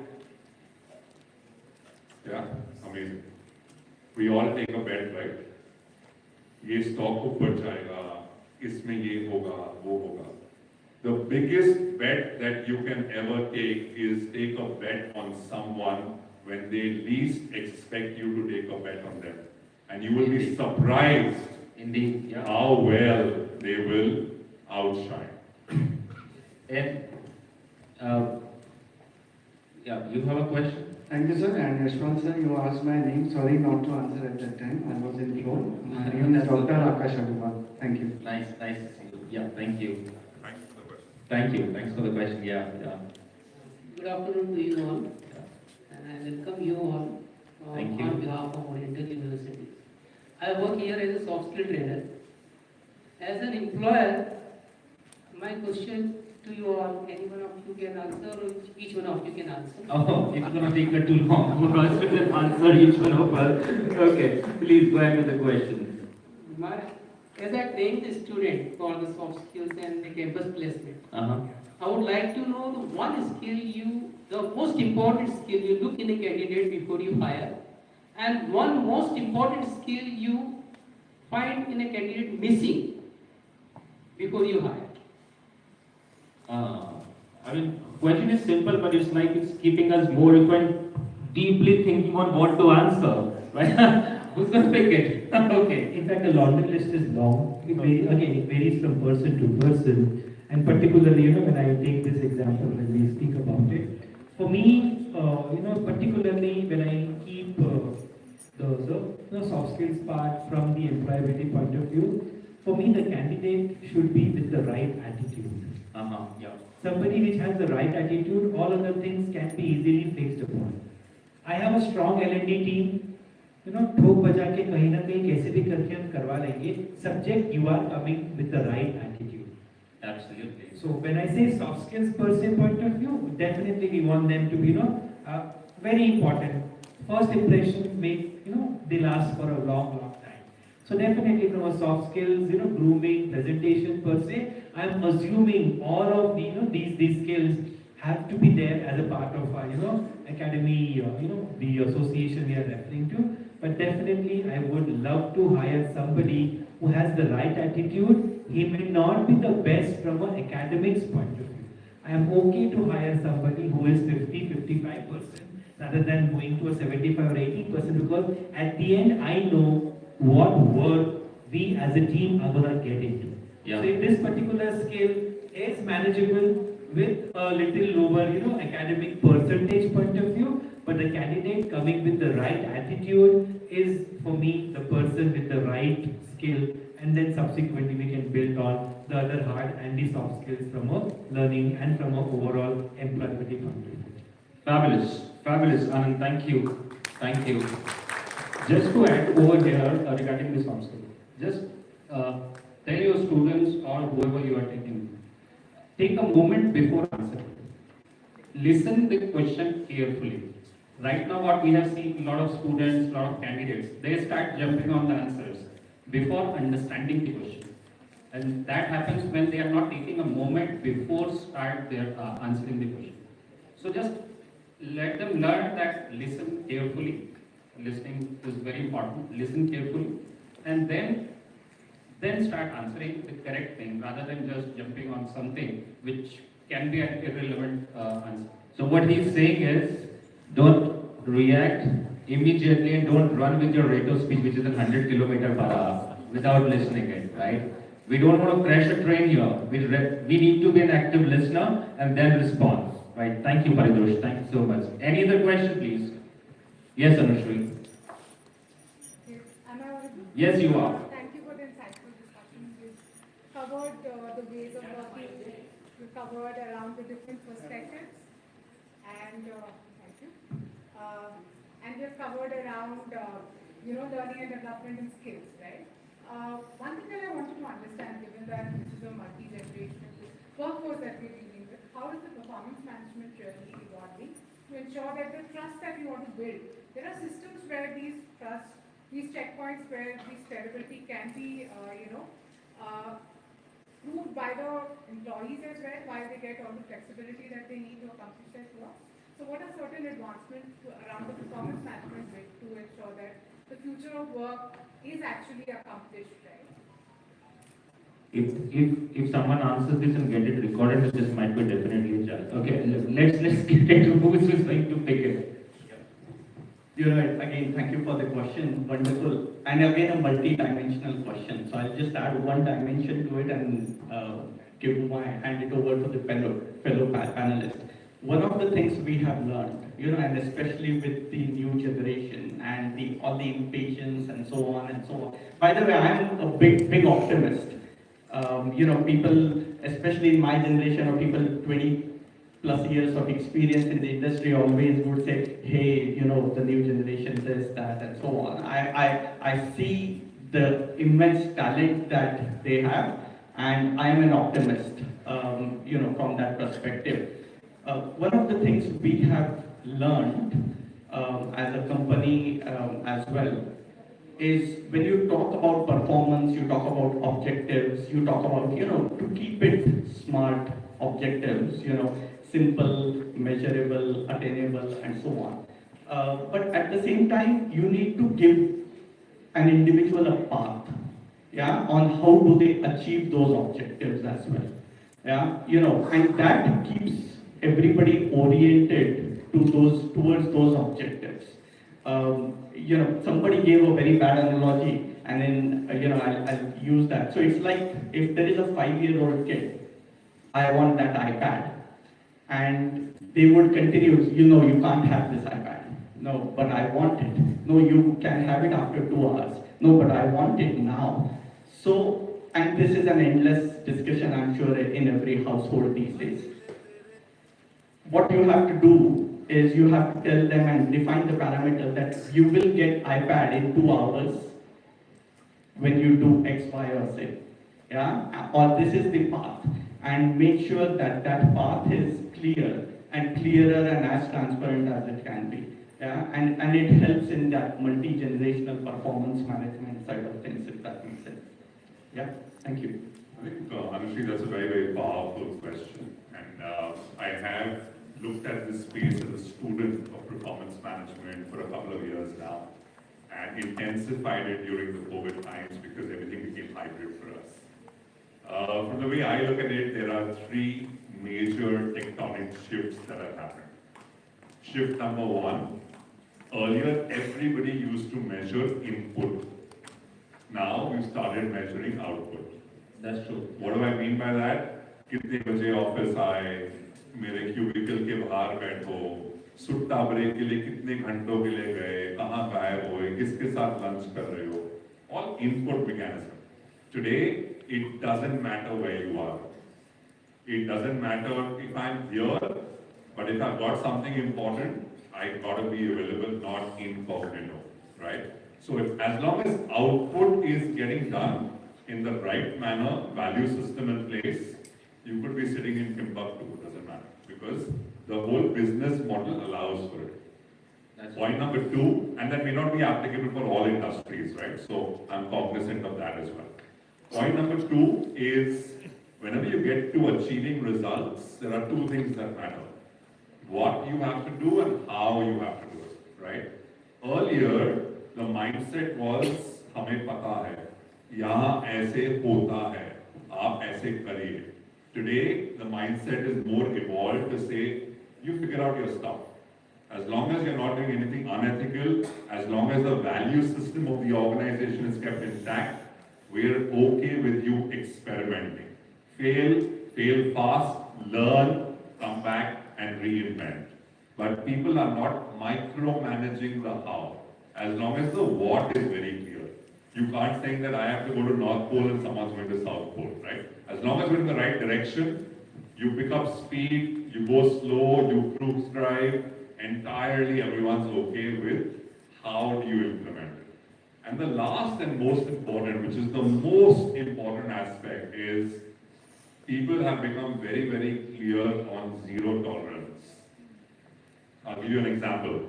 You may have one leader who's doing very, very well, but is very rude to his or her team. People have complained, but nothing happens. Because his numbers are the highest. Most successful leader. Today, these people have started getting feedback, have started being coached, and over a period of time, if they still don't change their behavior, which is against the core values, they have been asked to go. Yeah. Now, the moment you do that, one example, one deterrent, one precedence is enough to go and tell 100 people that negative indicators on performance, on behavior will not be tolerated. Yeah. Otherwise, most often it becomes a trade-off. That amazing guy, great numbers, but सब में थोड़ी तो कमी होती है. ठीक है, कभी-कभी चिल्ला लेते हैं, but उनका दिल अच्छा है, उनका दिल साफ है, वो बुरा नहीं मानते. जितनी जल्दी गुस्सा होते हैं, उतनी जल्दी ठंडे हो जाते हैं. These are all ways to just compensate. Yeah. But what is not okay is not okay. And when people start taking decisions, tough decisions, to say sorry, we have coached you, we have mentored you, we have told you to change this behavior. It's been 1 year, you have not done it. You may be here 20 years in this organization, but it's time for you to leave. Yeah. That is the day even the youngest analyst will say, "Maan gaye, maza aa gaya." That's true. Thanks, and so great insight. This is in one word, it's 360-degree feedback which runs in the organization and which is important, right? So yeah. So one of the examples that I can give. So during COVID, I was told to lead the corporate social responsibility for the organization globally. And when I say globally, it means in India, US, Middle East, Europe, and Southeast Asia. And I'm not there, right? So, and I was given a goal that this is the money that you can spend, and this is the goal that you have to achieve. Mm-hmm. One of the things that helped me in achieving that goal was explaining the vision of corporate social responsibility that the organization had to all my counterparts globally, and giving them the empowerment to help them achieve those goals in the way that they want to achieve it. Yeah. Right? We obviously had created an umbrella that these are the areas that we want to work on, but making people understand. I think that's another big shift. Just to add, I thought I'll give this as an example that you don't have to tell people that what they need to do. Right? You have to just tell a vision, and people know what they need to be doing. If you are able to do that, then it helps in achieving. And today's generation don't want to be told. I have a 12-year-old son, and he doesn't want to be told. Right? He tells me that let me do it the way that I want to do it. Yeah. So that's another big learning for me. Yeah, it's obviously, yeah, that's true. So that's an example that if you are able to sell a vision to somebody, if you empower them, and give them the flexibility to achieve those goals, they should be able to achieve it. Right? That's a big shift that I feel that has happened towards the performance. So great. Sorry, one very quick point, 30 seconds, and it's very relevant. You sure about it? 30 seconds. Yeah. 30, time me, 30 seconds. Neeraj spoke about diversity and women and men. In one of my previous roles, I hired a transgender in my team, okay, just to bring in diversity. And I said, let's do a sensitivity training. Yeah, person is coming in, we should all be sensitive. What's the kind of language, pronouns, this, that, whatever. The person walks in and the first day tells me, Sahil, I want to talk to you. I've spoken to the entire team, I want to talk to you. And the person tells me, Sahil, I know you've done a sensitivity training, but आपने बहुत गलत किया. Imagine learning. Yeah. Try and do something good, but आपने बहुत गलत किया. मैंने कहा क्यों? Yes, yeah. They said because ये सब fake है. ये जो कर रहे हैं ना मेरे साथ, बातें कर रहे हैं, ये कर रहे हैं, ये सब fake है. इनको गलतियां करने दो. Yes. Let them make mistakes of not understanding my needs. Yes. And once they do that, they will actually learn for a lifetime. Yes. आप एक ट्रेनिंग करा दो कि आधे घंटे का से ये सेंसिटिविटी ये सब फेक होता है. Yeah. Now that you brought me in the team, let them experience me. Absolutely. And that was a huge learning for me as well. So awesome. So awesome. Thank you. Any other question, guys? Oh, you've got a lot many questions there. Yeah, please. So my question is very simple, and I'm asking only 2 questions. Awesome. Go ahead, please. Sir, as an student या as an employee अगर मैं job searching के लिए जाती हूँ, so first of all one question, what is your marriage plan? What is your Marriage plan. Okay. So why they are asking that type of questions?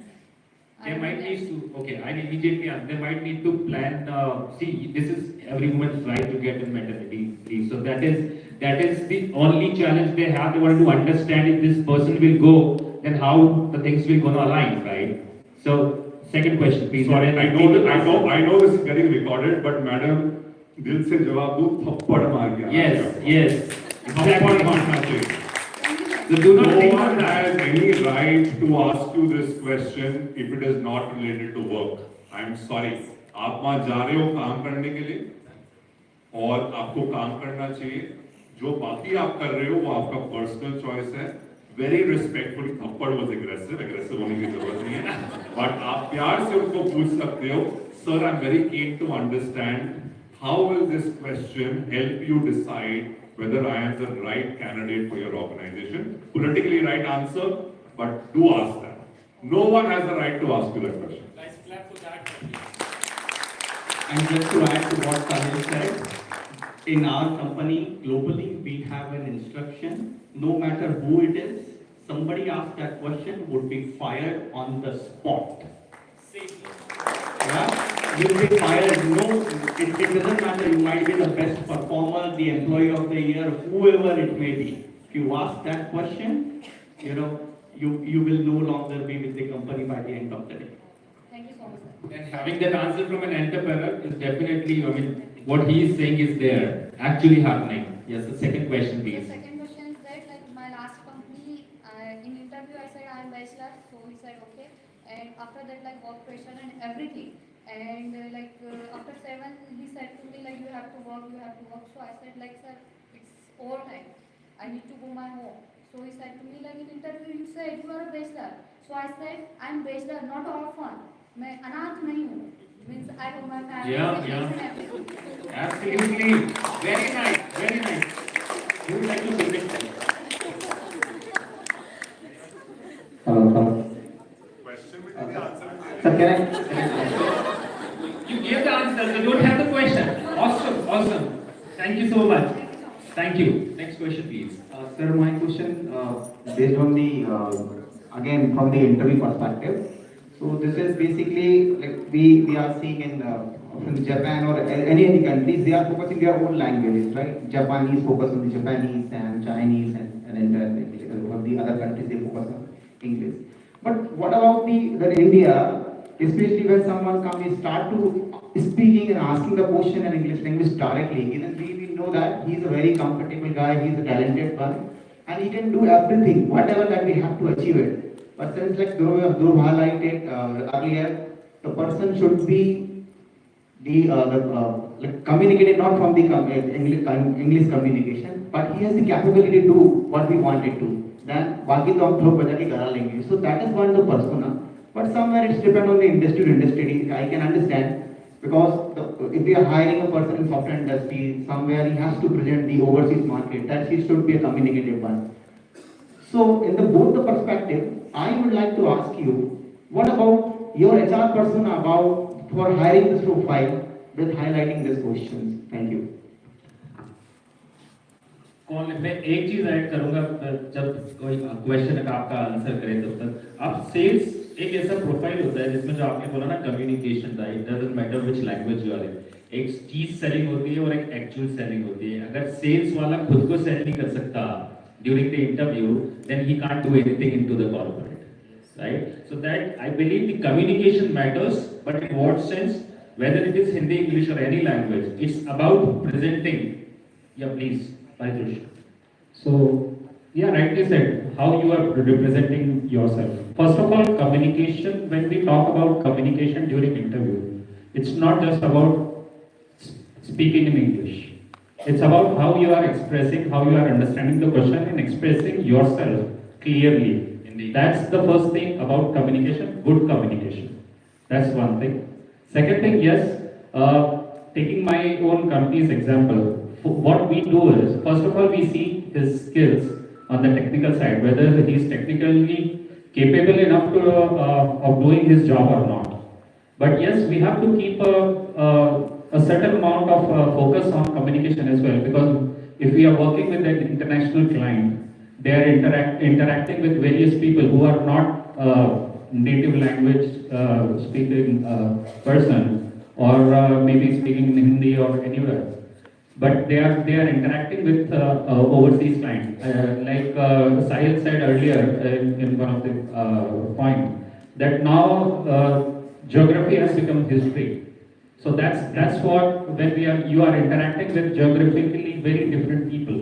So you have to have certain amount of focus on communication as well. But the primary focus during the interview, and this goes with every interviewer, that primary focus is about the skills. Communication is one of the part of that interview process. Yeah, that's true. That's true. Thank you. I hope that answers your question. And I'd like to add this one point at the end. Language is just a medium. Yeah. It's just a medium. Yes. If you're able to express yourself gracefully, irrespective of what language you speak into. For example, do you speak South Indian languages? No, actually. Neither I do. But somebody who's born and brought up in South India speaks fluent Malu or whatever language we get into. So it's all about, the medium. Language is just a medium. If you're able to express yourself, of course, if you're a salesperson, then obviously there are certain skills which are, market driven, but definitely the base always remains as a medium, irrespective of whatever language we get into. Thank you. 2 minute camera बंद करो recording बंद करो madam recording बंद करो वो live है live है तो पॉज कर दो mute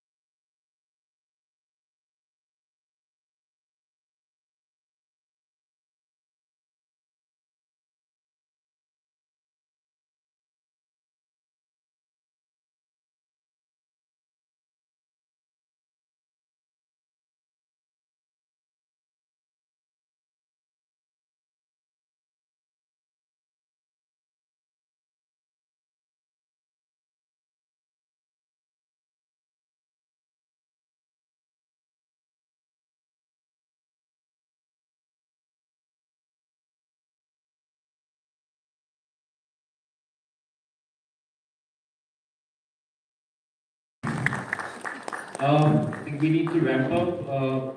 Mike can check. Yeah, please. You want Kita, right? Yes. Oh, lovely. So, good afternoon to everyone. You have the mic, please? Yeah, is there. Yeah. So, good afternoon to everyone. Hi. So, this question can be with any of the entrepreneurs. Yeah. Like we are talking about the work mode. So, in any organization we have Gen Zs and millennials both. Yeah. So, are you all taking any new approaches to not to compare with both of them, or taking new initiatives to differentiate their mindsets? Because nowadays what happens, Gen Zs are believing more in the flexibility, remote cultures, but still we are treating them as equals with other generations in the organization itself, what I have seen. So are you taking other or different initiatives to not compare their mindsets? Because in this way, somewhere we are certainly losing the good talents, because what they want, they don't want work from office culture, they don't want that expectations. But if we have that mandatory with our organization, so somewhere we are treating them equally. So should we have to go with different mindsets, not to compare them, or like what is going on? Like, Okay. I will first end, and then I definitely want Mr. Sabuji and Rishiji to take this. See, and this is where the whole topic is all about, the future of work, for the current workforce and for the future workforce. Unless we think different, right, you can't get those people be there in your organization for a long. We talked about the revolutionary changes, right, from an industrial to informative to social. This is important. I'm sure that they will definitely want to add on this. Being an entrepreneur, being the co-founder or maybe the CEO, whoever is sitting in this accountable position, they have to think differently in order to sustain this. Otherwise, you always keep on struggling with abhi aaya kal gaya, right? So this is important. Sabuji and Rishiji, would you like to add in? Well, again, insightful question, but we have danced around some of the responses already. So I will try not to cover what we have already, covered. As somebody, long time ago in the UK had said that it's not the most intelligent nor the strongest of the species will survive. It is those who are most adaptable to change, right? Whether we, and when I say we, it is people with 20 plus years, 30 plus years, 40 plus years of experience in the industry. Whether we like it or not, the next generation is the future, right? They will redefine everything what they do, right? They will have an influence, impact on so on. So to answer your question in one word, are there different strategies we are implementing? Absolutely. We have to. There is no choice. Yeah. And in fact, I see that the learning is two ways. There are many things. When I look at some of the youngsters coming into the office, the new grads, 21-year-old, 22-year-old, and I compare with myself when I was 21, more than 2 decades ago, and I look at it and I look at them, how smart they are, how brilliant they are, how much capable they are, how well informed they are. Yeah, what perspectives do they bring? So learning is not just, they need to learn, it's also we need to learn, to make sure, and all our policies and processes and the inputs and the outputs, as Sahil has mentioned, have to be aligned to that generation, and continue. It's a continuous process. Yeah, so that's what I would say, unless anybody else wants to add. Obviously, I am agree with Rishi. Actually, we cannot miss these people. These are smart workers and we need them for the future growth. And obviously, companies are making their efforts to get a sync between the existing workforce and the upcoming Gen Z workforce. So companies are started creating environment in the office that they should come to office at least, or they are changing the work culture also, as we said that hybrid is coming for these people. So we are making workplaces according to their choice, different culture we are bringing to the companies, and offices are not kind of the legacy offices with the sarkari look. Office has become more like a cafes now. So companies are making their efforts to bring these people to the office and also giving them the flexibility to work from the remote places as well. Okay, so just to add, I behave in the way that a Gen Z wants to behave. Right? I think that's the change that I have tried to do, and I think that's something that the leaders can do if you want to bring a cultural change. I enjoy the flexibility of working, twice or thrice in the office. If I have to take my son or a daughter for a doctor's appointment, I tell my team that I'm going to take a break. If I'm not feeling well, not because I have fever, but I don't have a good mood, I message my team, I'm not in a good mood, I'll not be available for the next 2 hours. Right? हमें भी ऐसा boss चाहिए. मुझे भी चाहिए. Everyone needs it. So, if you want to bring a cultural change, I think people who are who are 20 plus years of experience, they have to behave in a certain way that it brings that change, and other people look around and see that change. If I have to take a break, I tell people that I'll take a break. I'm going to go on a holiday. I want to cycle. I do these things. I discuss with my team. Has anybody read a book? Right. So I'm trying to behave in the way that a Gen Z would like to be, get the environment. So that's the change that at least I am trying to do with my team. The first creating a policy. Sorry to cut you off. The first thing, just take a change very quickly, and then I take a last call, and then we wrap up. Start greeting them with a bro. Yeah, please. Please.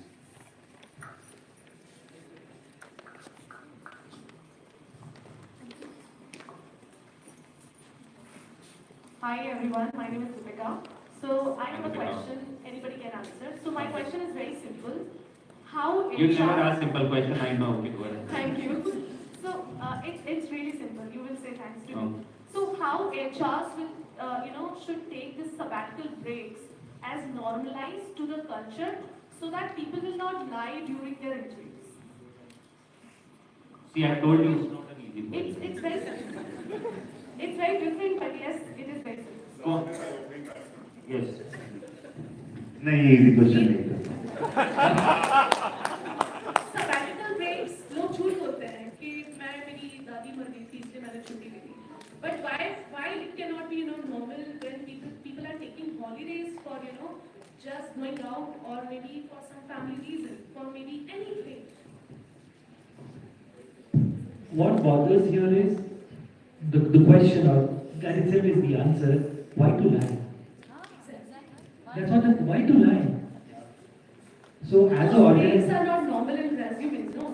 No, so particularly when we talk about this, no? So let's say, because there are two discussions which we are doing here. With reference to me taking a holiday, obviously because as an organization, every company has a right. And we have these, 18 plus 10 plus 14, which is your paid leave, casual leave, sick leave.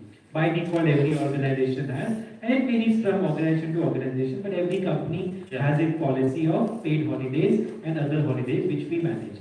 If you lie here, definitely it's a matter of concern.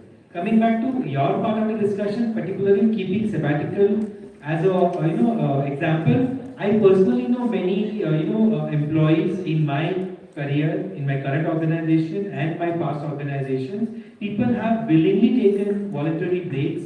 They have taken break for 2 months, 3 months, 4 months, 5 months. At least in my career, I've seen 6 months also they have taken a sabbatical. But obviously, there is a valid reason. The question why needs to be answered.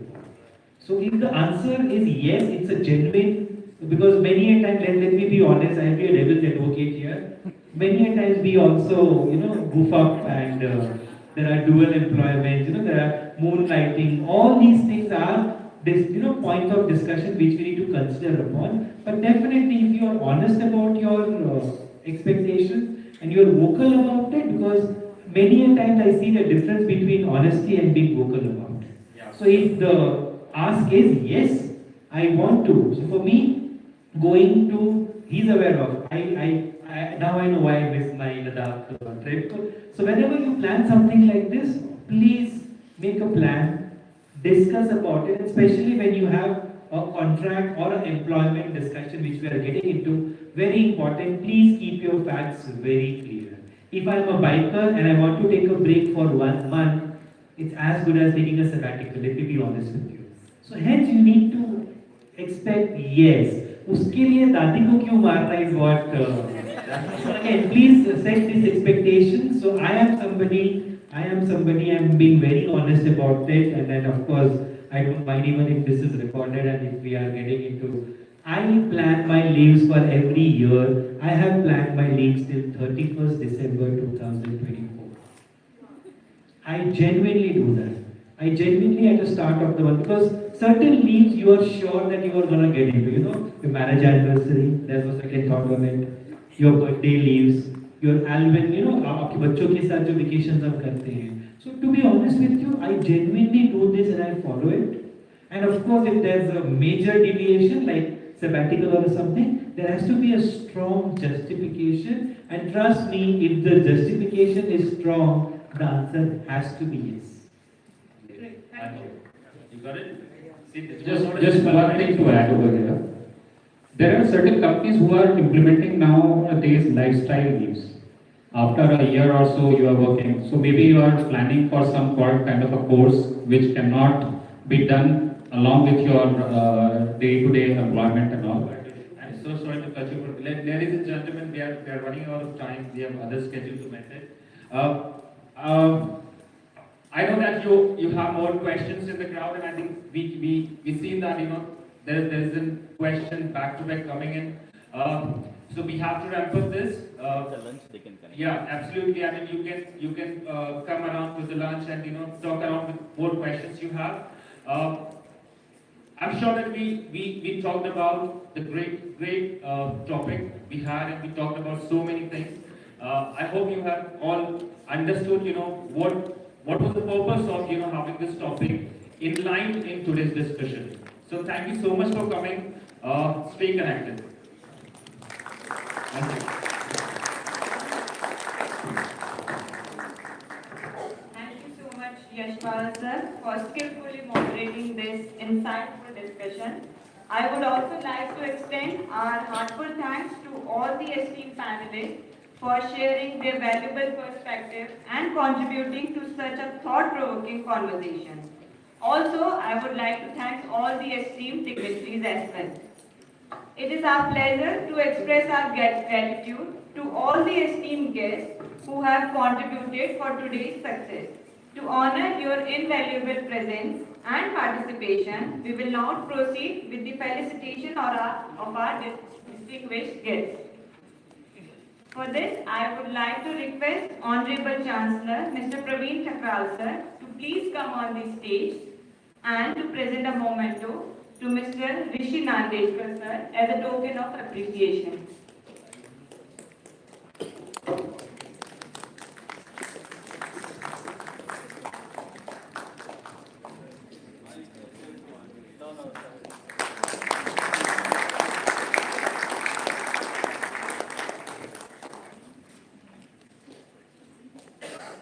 Now, I would like to request Honorable Vice Chancellor, Dr. Sunil K. Somani sir, to please come on the stage and present the memento to Mr. Sachin Sabu sir as a token of appreciation.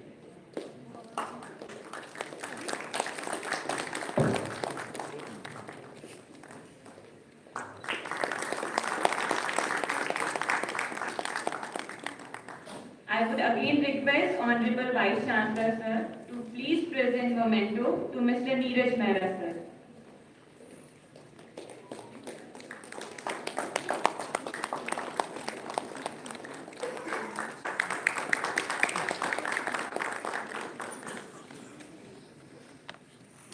Now, I would like to request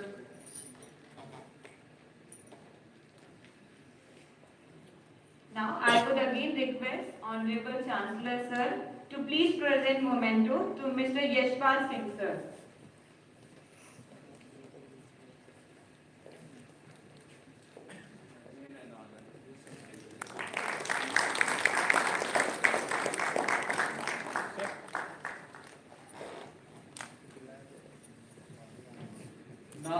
like to request Country Head HR Success Talk, Ms. Dipti Korane ma'am, to present the gift and memento to Mr. Sahil Nair sir as a token of appreciation.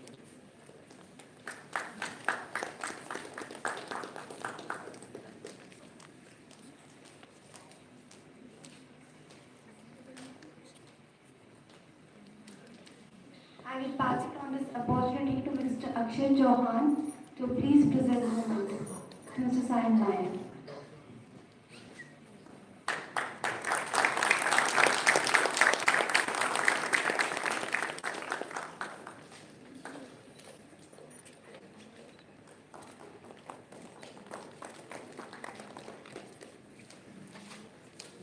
Now I would like to request Honorable Pro Vice Chancellor Dr. Dhruv Ghai sir to please come on the stage and present the memento to Mr. Anand Dhruv sir as a token of appreciation.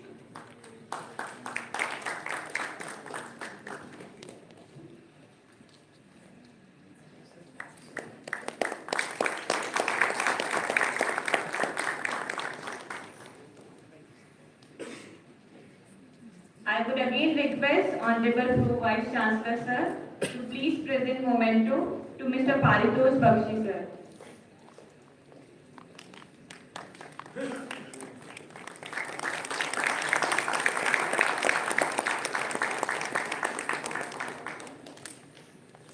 We would also like to thank the organizing team of HR Success Talk. This event would not have been possible without your support.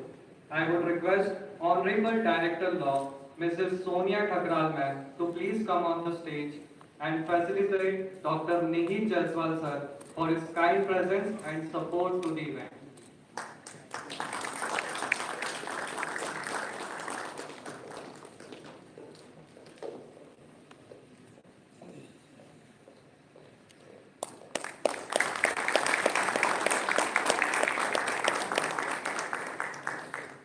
Now I would like to request Honorable Registrar Dr. Pradyumn Yadav sir to please come on the stage and present memento to Ms. Deepti Korane ma'am.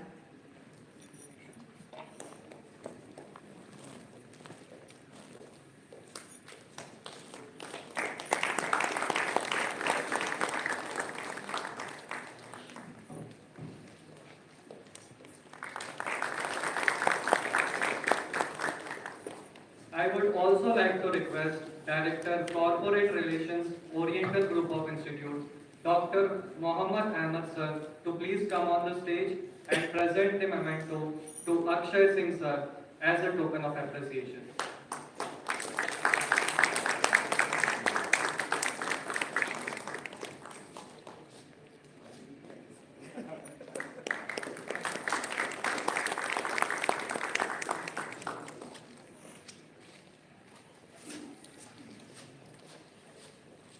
I would again like to invite Dr. Mohammad Ahmed sir, the convener of today's event, to deliver the concluding remarks, to provide closing reflections and extend final thanks to all those who have contributed to the success of this event. Please join me in welcoming Dr. Ahmed sir.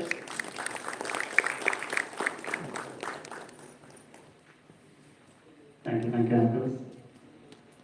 So, to start off with, networking is not just about connecting people, it's about connecting people with ideas, and people with opportunities. It's one of the quotes I kind of heard recently, and I kind of resonated with this, and I was kind of resonating with this August gathering as well. So, honorable members of management, our esteemed panelists, distinguished delegates, and dear colleagues, myself, Dr. Mohammad Ahmed, I am the Director Corporate Relations of Oriental Group of Institutes, and it's a matter of great pleasure for me to be standing here as the convener of this really wonderful event that we have organized here.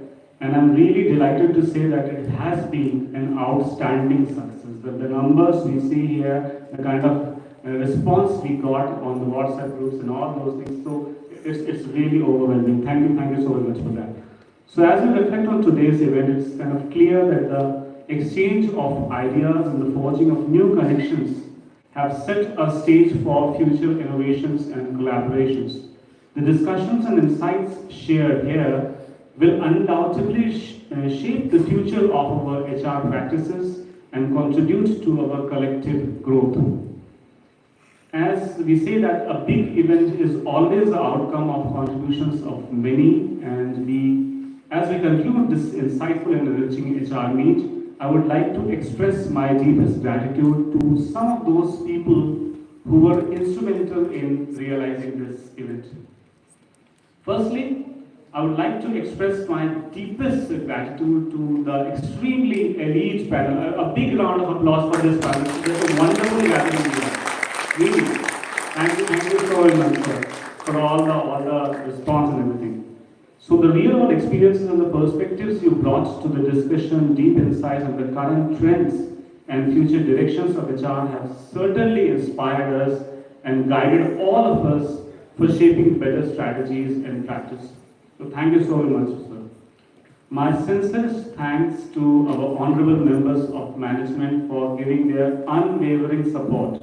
And I may proudly add, like always, this is stunning. So honorable chairman, sir, Shri Praveen Chakra, sir, your trust and backing have been instrumental in making this event a success right from the moment we conceptualized this event.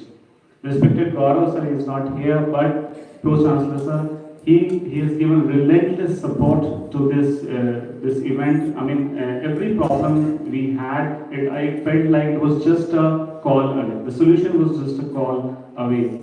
Respected VC sir, who despite such difficult personal commitments, but yes, he made himself available and graced this occasion for his kind presence. Thank you so very much, sir, for your kind presence. Respected Dhruv sir, Pro VC sir, and graced the occasion. And respected Garima ma'am, Dean Academics, respected Sonia ma'am, Director Law, Oriental University. Heartfelt thanks for all of you for being so actively involved in all the meetings, discussions, plannings of the event. The outcome is just a reflection of the hours you all have put into this. On behalf of Oriental Group, I convey my heartfelt thanks to the HR Success Talk team, Dr. Govind Singh sir, who joined us remotely here, Dr. Nihit Jaiswal sir. I don't know how many messages we have exchanged in these last 2 months, countless messages, countless interactions. Thank you so very much, sir, for all the support. Deepti ji, Akshay sir, as we were discussing in the morning, that it started with the idea conceptualized from when we connected. So thank you, Akshay sir, for all those things. Deepti ma'am, yes, as well. Lots of thanks to the HR Success team. My sincerest and the heartfelt thanks to Team Oriental University. Thank you so very much. All the faculty members, a big round of applause for the faculty members for organizing this event at such a short notice. At such a short notice, we were getting connected remotely, but on such short notice, you have done wonderfully well. I was privileged to have a wonderful team of highly experienced and passionate people. So thank you all the committee heads and everybody who was kind of involved in this work. And now to all the participants make an event successful. That is the crux of it. And we were expecting numbers, but we were not expecting this good numbers. So thank you all for your wonderful response to this. And we ensure you that this is just the start of things. I take on behalf of my Oriental Group of Institutes, I kind of extend an open invitation to all of you to continue this valuable engagement with Oriental Group of Institutes and HR Success Talks. We will be continuously kind of involved with all you people. So let's keep this going. And my sincere thanks to everyone who was directly or indirectly involved in this event, all behind the scenes contributors whose events have been essential to the success. Thank you all, and let us take the wisdom and insights we have gained today and apply them with diligence and passion in our professional journeys. Together, we will continue to elevate and make a positive impact in our organizations and to the society. So thank you, and I look forward to your continued collaboration and wishing you all the success. Thank you so very much. Thank you.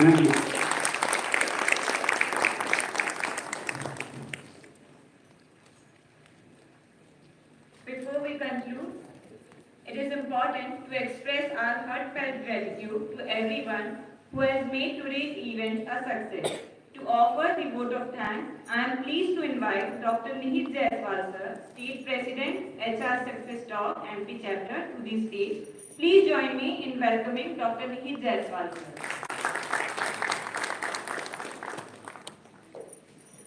Very good afternoon, everyone.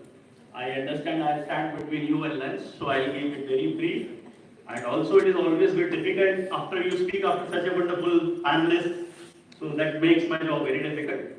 So first of all, first is always special. So this is the first event of HR Success Talk in Madhya Pradesh. So I'd like to thank the management of Oriental University for joining this hands with us. Second, I'd like to thank all the wonderful panelists and the moderator who have done the job wonderfully done and accepted our request to reach to Indore and also from the Indore people. So thanks for that.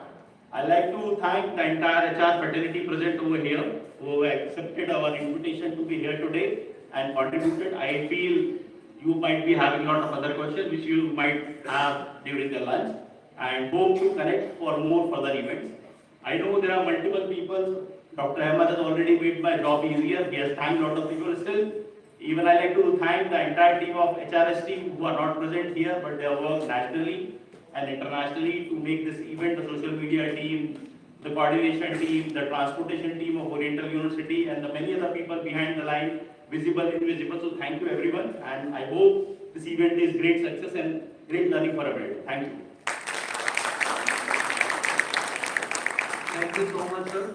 As we bring our event to a close, I would like to leave you with a thought from Albert Schweitzer. Success is not the key to happiness. Happiness is the key to success. If you love what you are doing, you will be successful. Today's discussion and interactions have truly exemplified the spirit of collaboration and innovation. We are grateful for your participation and the vibrant exchange of ideas that made this event memorable. Before we conclude, let's capture the moment with a group photo. They say a picture is worth 1,000 words, and today's photo will be a testament to the collective effort and enthusiasm that defined our gathering.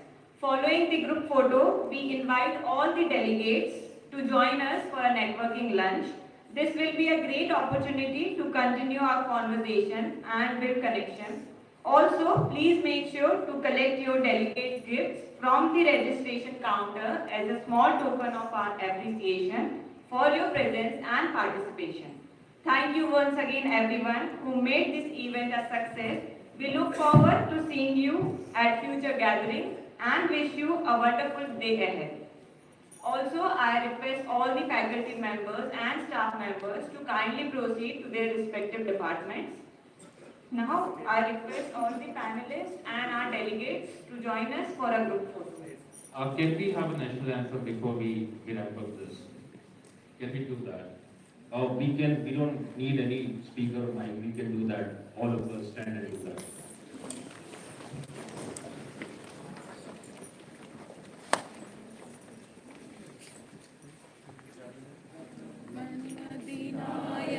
जय हे भारत भाग्य विधाता पंजाब सिंध गुजरात मराठा द्राविड़ उत्कल बंगा विंध्य हिमाचल यमुना गंगा उच्छल जलधि तरंगा तब शुभ नामे जागे तब शुभ आशीष मांगे गाहे तब जय गाथा जन गण मंगलदायक जय हे भारत भाग्य विधाता जय हे जय हे जय हे जय जय जय जय हे भारत माता की जय।